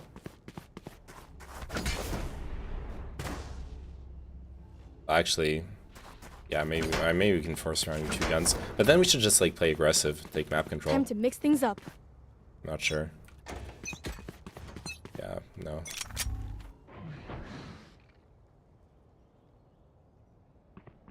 Steps A, 1 person, no, 2 people. Launching smoke. Molly.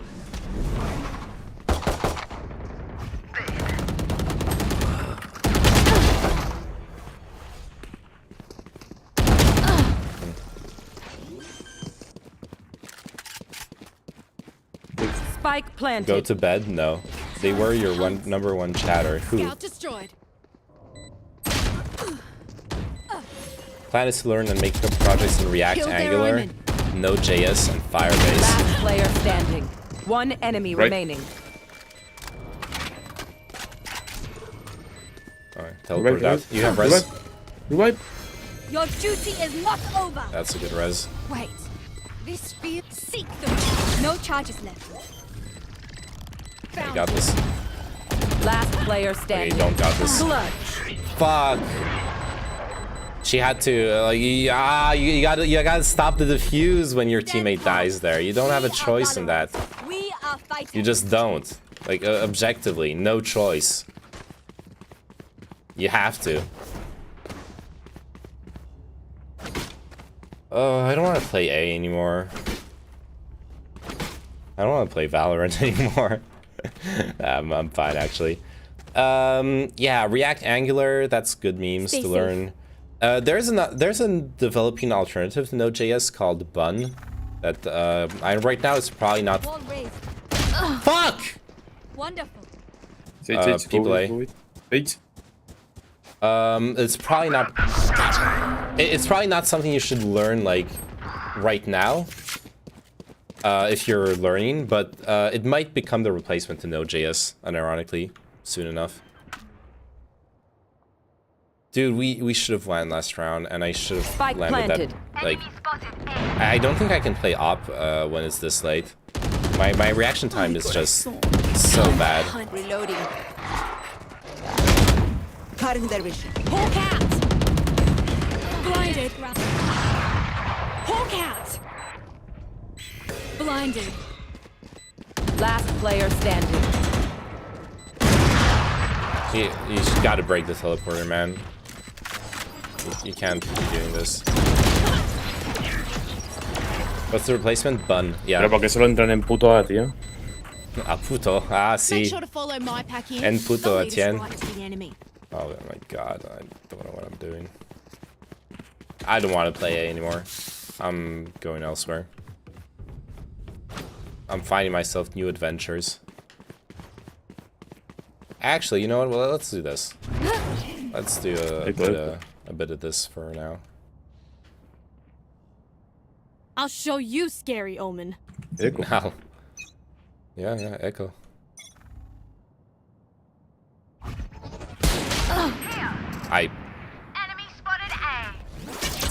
Okay. Normally you're supposed to prepare the dash a bit earlier. And also like actually press it. Launching smoke. That's a good kill. That's 2 good kills. 2 good guns. Why would you reload that? Why? Spike planted. It's got 12 good bullets. I'm focusing on marketable skills for jobs currently. Still work at a grocery. Yeah, that's why I was saying it's not something you should be learning right now. The bun meme. Bun is for when you're like ready to expand your portfolio and like experiment new things, etc. It's not a like I'm learning web dev meme. At least not at this point. Gotta get those marketable skills for sure first. Okay, I don't know if this is a good idea, but Right. yeah,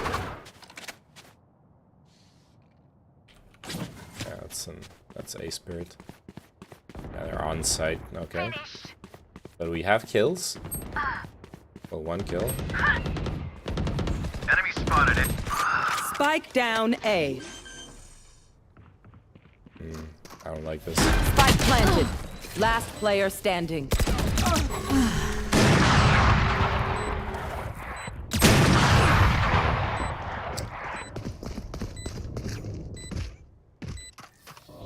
Should have I got just your jumped backs. out of that. Just, you know, from the front. Should have just jumped out of that smoke, really. That was bad. God, we're forcing.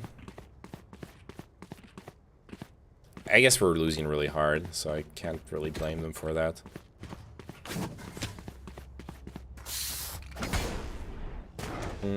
Actually, you know what? Let's go with this.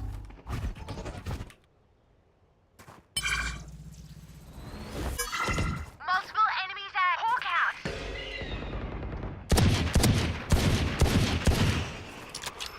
I hesitated. Never mind. You will not kill my allies. That's in long A. You are powerless. Hey.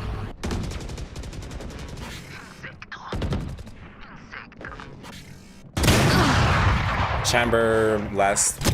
One enemy remaining. Results.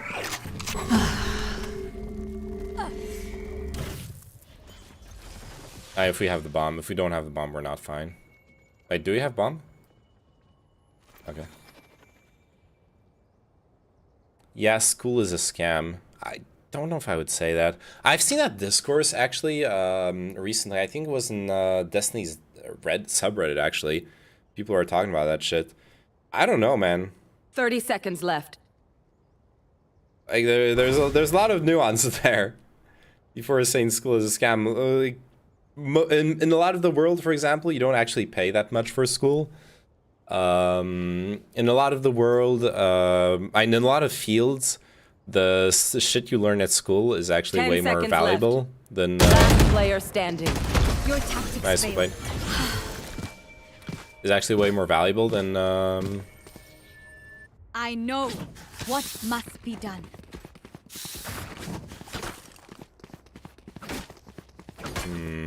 They're gonna go C this round. I just know it. Help a girl out, would ya? Cheers, mate. No fucking way they go A again, right? They're gonna have ops. I'm not. Yeah, I can't peek this. Or rather, what I'll just do the jump peek. You know, like boom, boom, boom. They're coming A. People levels. There's someone garage. Hey. One down.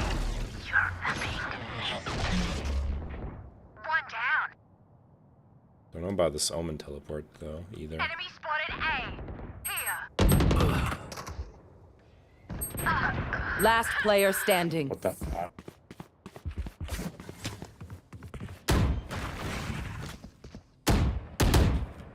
Spike planted.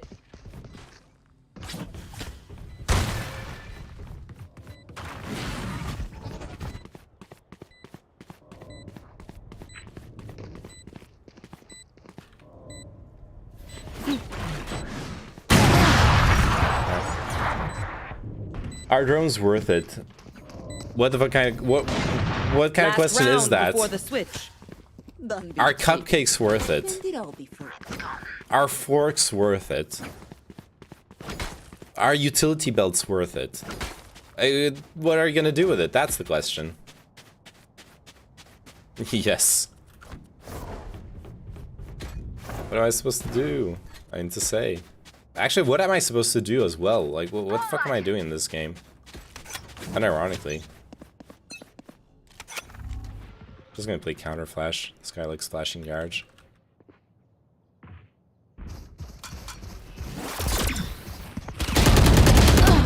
Oh my fucking god, I had it almost. There was more garage, like 2-3 mid.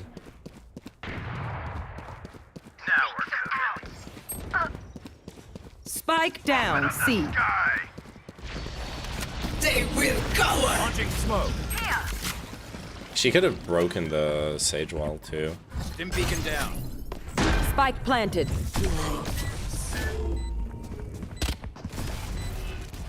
One's behind the sage wall. One Okay, enemy you remaining. can defuse. You have it.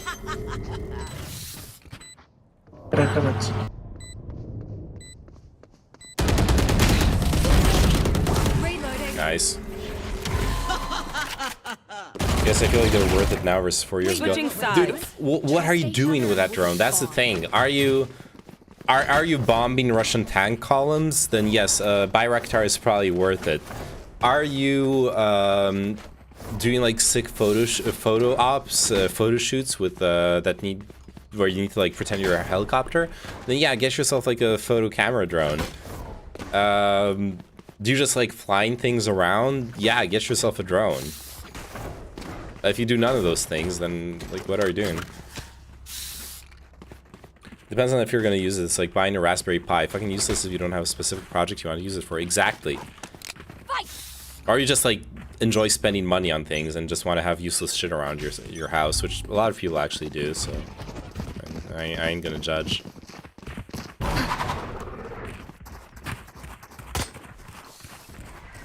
Time to hunt. Barrier created. Okay, that's that. Light planted. Candle here. Launching smoke.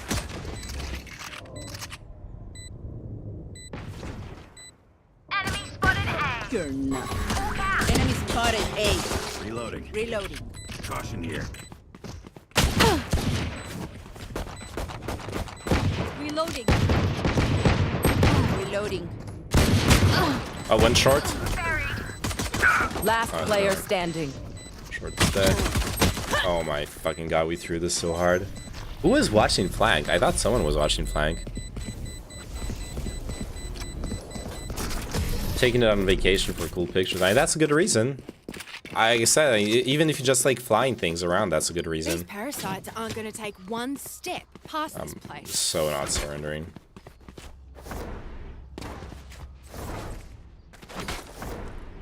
We should force. We got the plant and shit. And most importantly, we need rounds.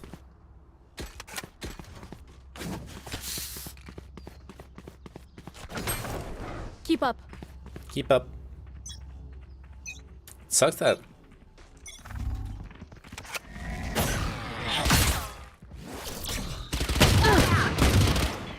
Fuck me. Had one garage. Oh, garage low.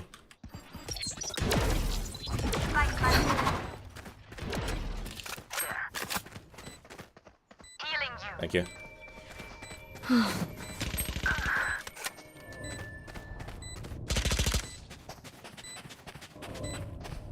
Reloading. Behind. Fought well. Last player standing. One last enemy long. remaining.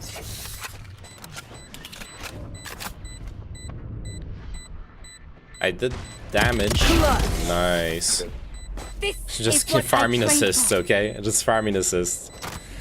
Overall, if I could go back and decide if I wanted to go to uni, I probably wouldn't. I didn't take advantage of making Great contacts work. because I'm an introverted dummy and destroyed my mental health and can teach myself instead because that's what's required to pass anyways. So the problem is the real value of uni like, let's be real. It's that you like prove. Don't keep them ground. You prove to your future employer. Get out of my way. Jet's got her ult on B. Reloading. You prove to your future employer that you're capable of accomplishing tasks that require work on demand. Like that's pretty much it. The subject doesn't even matter at a certain point. You know what I mean? One enemy remaining. The only thing that matters, and it does matter. It actually does matter. You're by having a degree, you prove to your prospective employer, like, hey, if you order me to do this dumb fucking I can do a drop.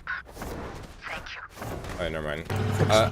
If you order me to do this dumb fucking PowerPoint, and for like 4 hours, I'll actually do it because I did a bunch of dumb shit at university. Like, look, here's the proof. I can follow. I can follow. Not follow orders. It's not like that, Mimi. Like I can follow instructions. Too slow.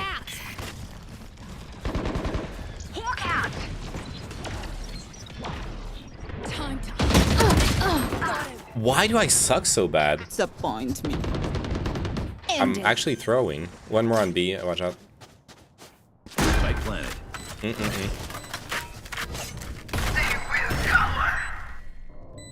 They will cower. Wait, why didn't... What the fuck is that? That is the stupidest peek. I'm playing bad because I'm just a fucking boomer and I'm slow as fuck. That guy, like, what was that peek? You know what I mean?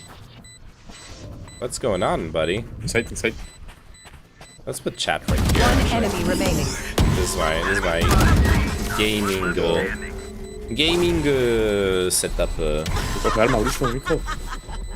If you say Not only that, it's like showing you apply yourself too. Yeah, exactly. Figure out what they do eventually.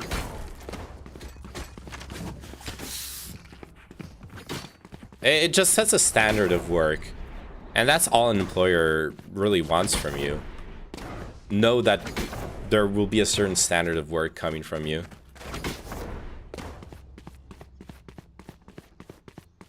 And that has value. That has value in a job situation, you know. You want to play? Let's play. I don't want to play. Fuck that shit. F that noise. Time to hunt.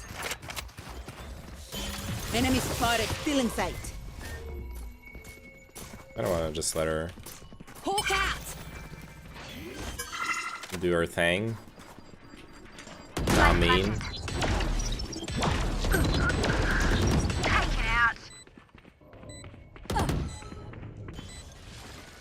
Just watching the flank for Reno.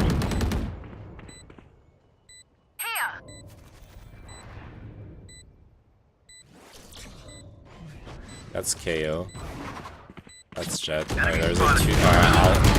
One enemy remaining. Okay. Hawk out. Oh my god, I landed an op shot! Finally!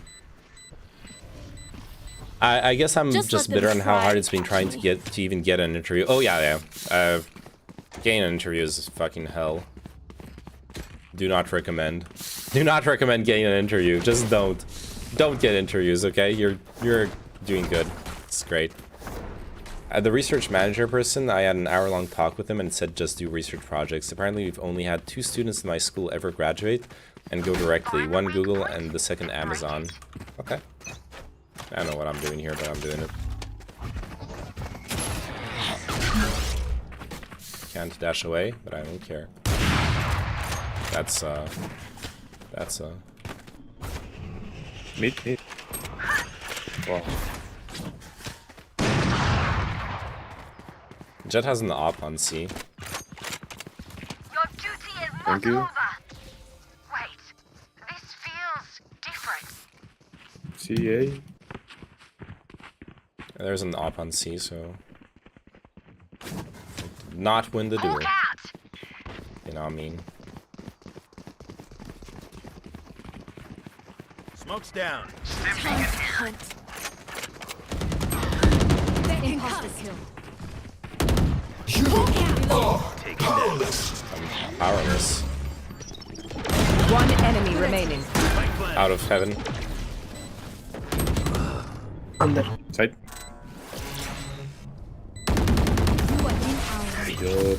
Okay. I feel something over there. You are powerless. Like Yo, remember when they wanted to fucking surrender, by the way? I do not deserve this win. Actually, I do deserve this win. You know why I deserve this win? Because I've been in the opposing team's situation so many times. This is why I deserve a free win like this. You want to know how much elo I've lost to exactly those kinds of bullshit situations where someone disconnects and like never rejoins? Get out of my way. Screw this. I'm playing it. I'm getting this win and I'm deserving this win. Enemy spotted A.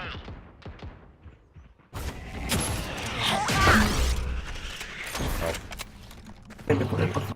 Not deserving to use my abilities though. KO's on C. Should have held this angle. I would have killed him when he peeked. Never mind. I'll kill him like this. Should I watch behind us? Behind me? Yeah. I should watch behind us. Spike planted. Gunner. There. One enemy remaining. Do you know where? Okay. Nice, well played. Hero-based shooters, It's just Counter-Strike. It's not a hero-based shooter. What? This isn't the fucking Overwatch, okay? Yo, I need to drop someone. Yo, Celebrim. Celebrim, I have max money. I literally cannot spend money. Please, please, please. Thank you.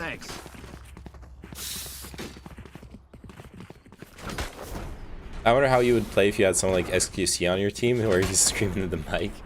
That would be so much fun, dude. I had those games. Everyone's had those games. Come on. Think I haven't had that situation? I've had that situation. I like Paladins and TF2. You know what?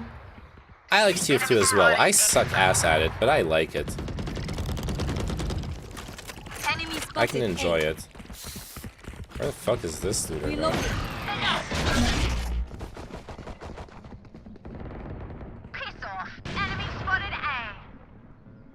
I think this is a shitty angle to hold, but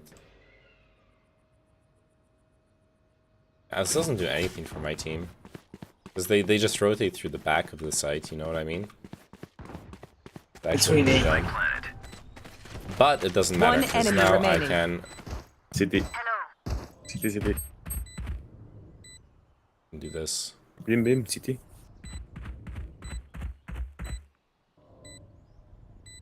I'll hold this.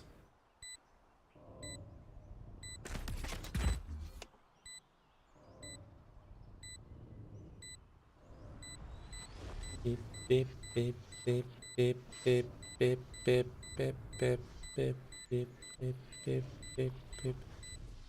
Oh, my tracking is so bad. Don't care. She's saving the op. Yeah, she's saving the op.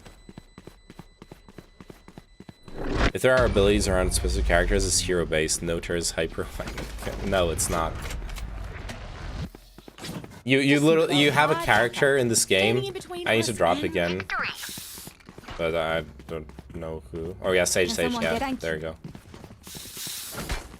They have oh shit, Omen's back. Yo, it's okay. Their economy's like gone to the dogs. We can still win this easy. Break them. Yeah. No money. Jet, no money. KO, no money. Hawk out.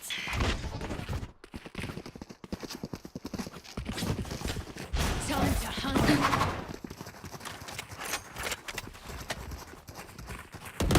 Still inside. Backside. Right Okay. between the eyes. I'm watching flank.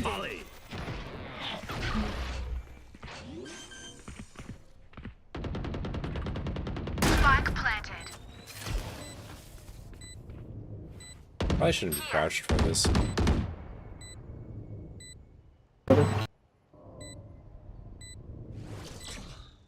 Here. I'm not watching flank anymore. Enemy spotted. Hawk out. Blinded. Grounded. City. Plus. One enemy remaining. Nice.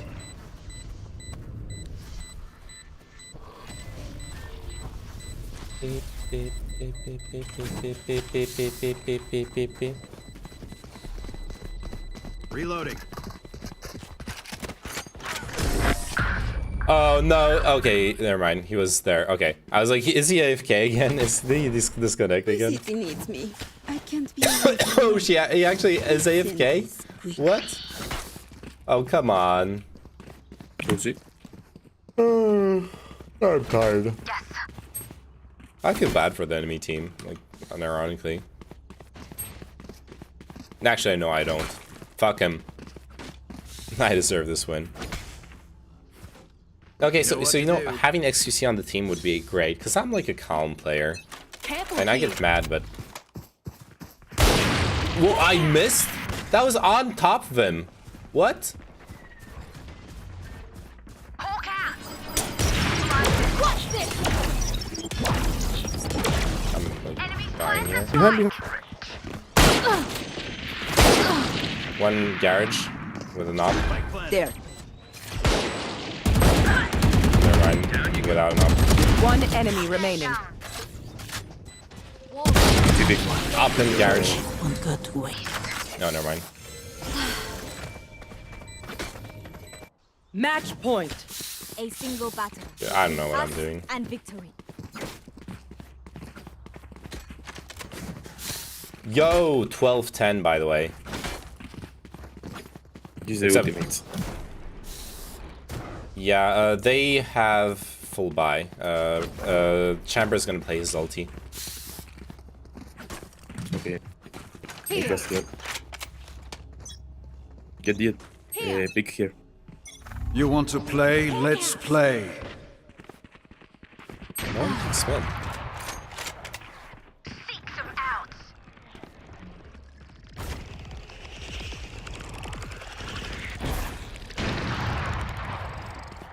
I should have gone on like a flank adventure.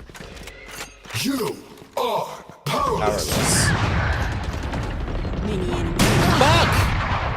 I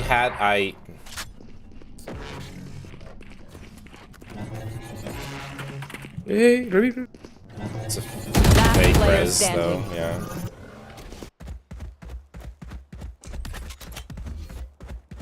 Smoke's down. Molly. Spike planted. Honestly, winnable.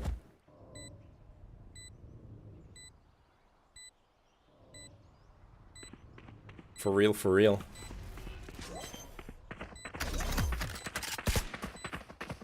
I'm getting kicked, my dude. Yeah. What are you doing? That was not gonna win. Never mind. Not winnable. Losable. Let's ruin their day.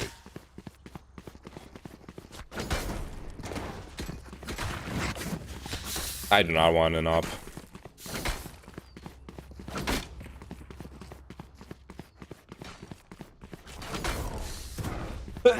Sorry. Okay, well, you know what I want? I want mid control. I want Sage to like stay back and res someone. I want them to like fuck up and let us win. Those are the things I want.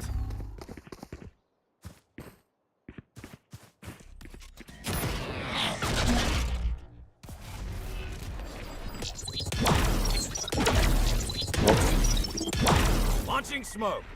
Hawk out. Stim beacon down. Blinded. Right? Right? Get out of my way. Light planted. Your duty is not.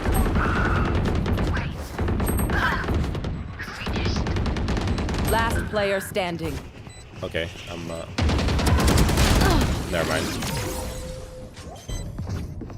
How did they die so fast? I'm voting for a draw, by the way. Wait, no, one overtime's forced. Fuck me. My allies. I forgot. We've lost. We actually lost. We lost the momentum that we had. Shit. Switching sides. Overtime. Lucky them.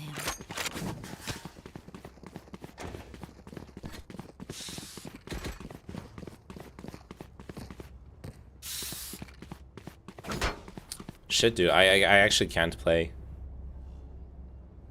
The first game was a fluke. I thought I could do a second one. Here, please. Yes.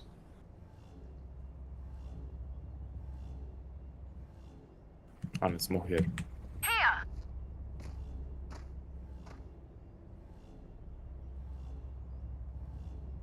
Play safe. Play safe. I'm gonna play safe. I'm gonna go for an aggressive peek.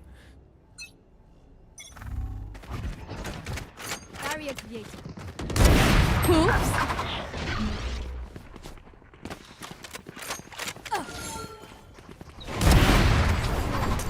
Spike down A. Hawk out. Stim beacon here. Es que no pueden entrar así, tío. One backside. Under heaven.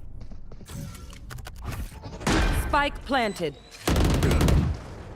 Under heaven. Yeah, under heaven. Last player standing. Just a fluke. Gamblers thought. Wait, what do you mean? I'm saying. Sides. Got this. I'm saying me Match winning was a point. fluke. I'm saying me winning was a fluke. That's not gambler talk. Gamblers can't admit that winning, like when you win, it's because you like deserve it or some shit like that, which is kind of what I was saying earlier. But fuck that. I play that maybe not perfectly, but I play that so fucking well. This is gonna be fun. Like getting the 2 picks. It's just my maybe not that well. Maybe I should have like memed with my teammates more. Probably should have memed with my teammates on that. Okay, good. Let me juice up. Our spike carrier is Oh killed. no. Spike down. C. No. That's like really bad. Pathetic. That's I like got this way better. One garage. Last player standing. Oh. Defenders win. Oh, that was so fucking Fucking bad. GG well played.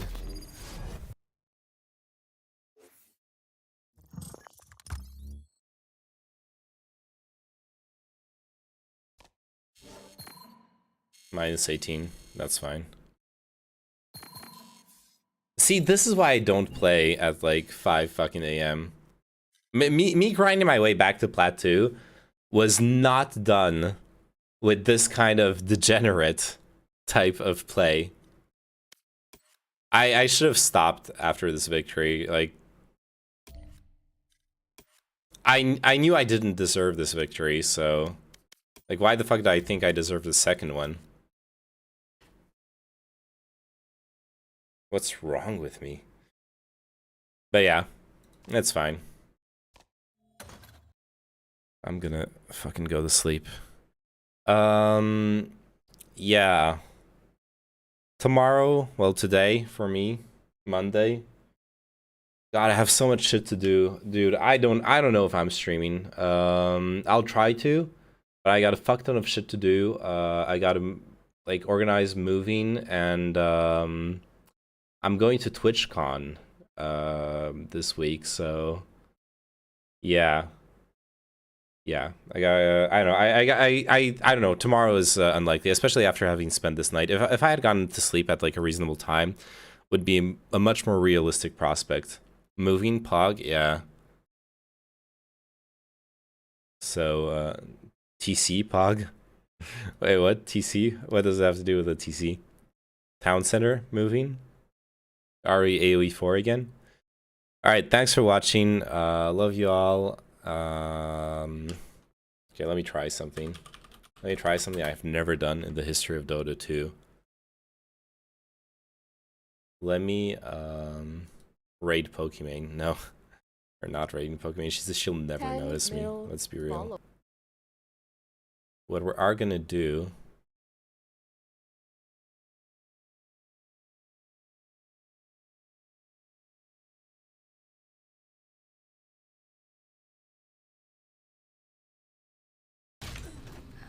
Chat hit 141. You're gonna raid a Valorant player. And none of you are gonna watch them anyways because you're here to watch me. Oh fuck, a VTuber. Now that's some good shit.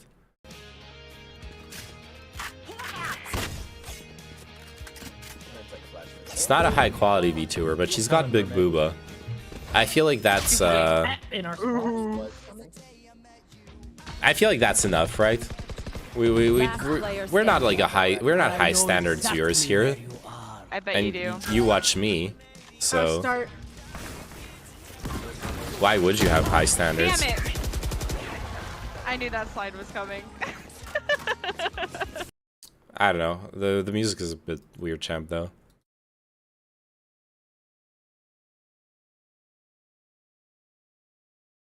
Deer ranking and crying. That sounds like me.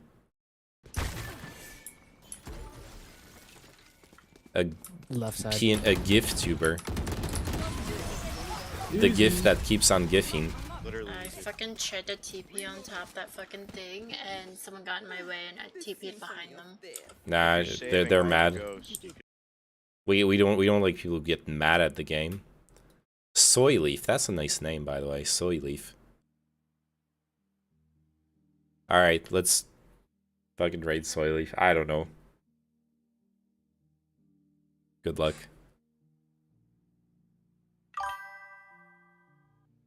Oh, that's a pigeon in water. Awesome. Wait, nothing's going on here, by the way. No, this is not. I'm unfollowing. Bye. Hi. Fuck it. I'm not finding anyone to raid. Oh wait, here. Oh, this is hard. That's bullshit. Who would have thought that watching Valorant was so boring? Like I can't find someone who's entertaining. Where are they? Sending me to zero content. Yeah, I don't want to do that. Exactly. I want to send you to something that's actually How to shut up. that has at least some kind of content. I literally carried. You did not carry. When? Bruh. Did I ask? This seems like it might be content. Oh my god. Oh my god. This might be content. Oh my god, I'm actually Oh my god, Alex! Oh my They're yelling into their microphones. Isn't that content? Jesus, holy Christ. Dude, just stream for another hour at this point? No, fuck off. I need to rest. Smoke. We need a smoke. I need to Smoke. Please. I don't know what to play. Okay, you know who we are actually raiding? Legendary. The famous Chad D. No. This is Final Fantasy. But unironically, the famous Johnny D plays streams like weirdo Final Fantasy 14 item farming and shit on Twitch. Okay, we're raiding her. This is perfect. This is exactly what I like on Twitch. Hi, thank you. Thank you. Thank you for the follow name. Name money? Name my name. Thank you so much. Wait, she's actually wait, is she? Welcome to No, this is Chinese, right? Yeah, this is Chinese. Boy. Is she Oh shit, she's actually Chinese. All right. It's okay, I'm immortal. It's okay, you're immortal? Okay, There. Have fun. Bye bye. Okay, yeah. I'm fucking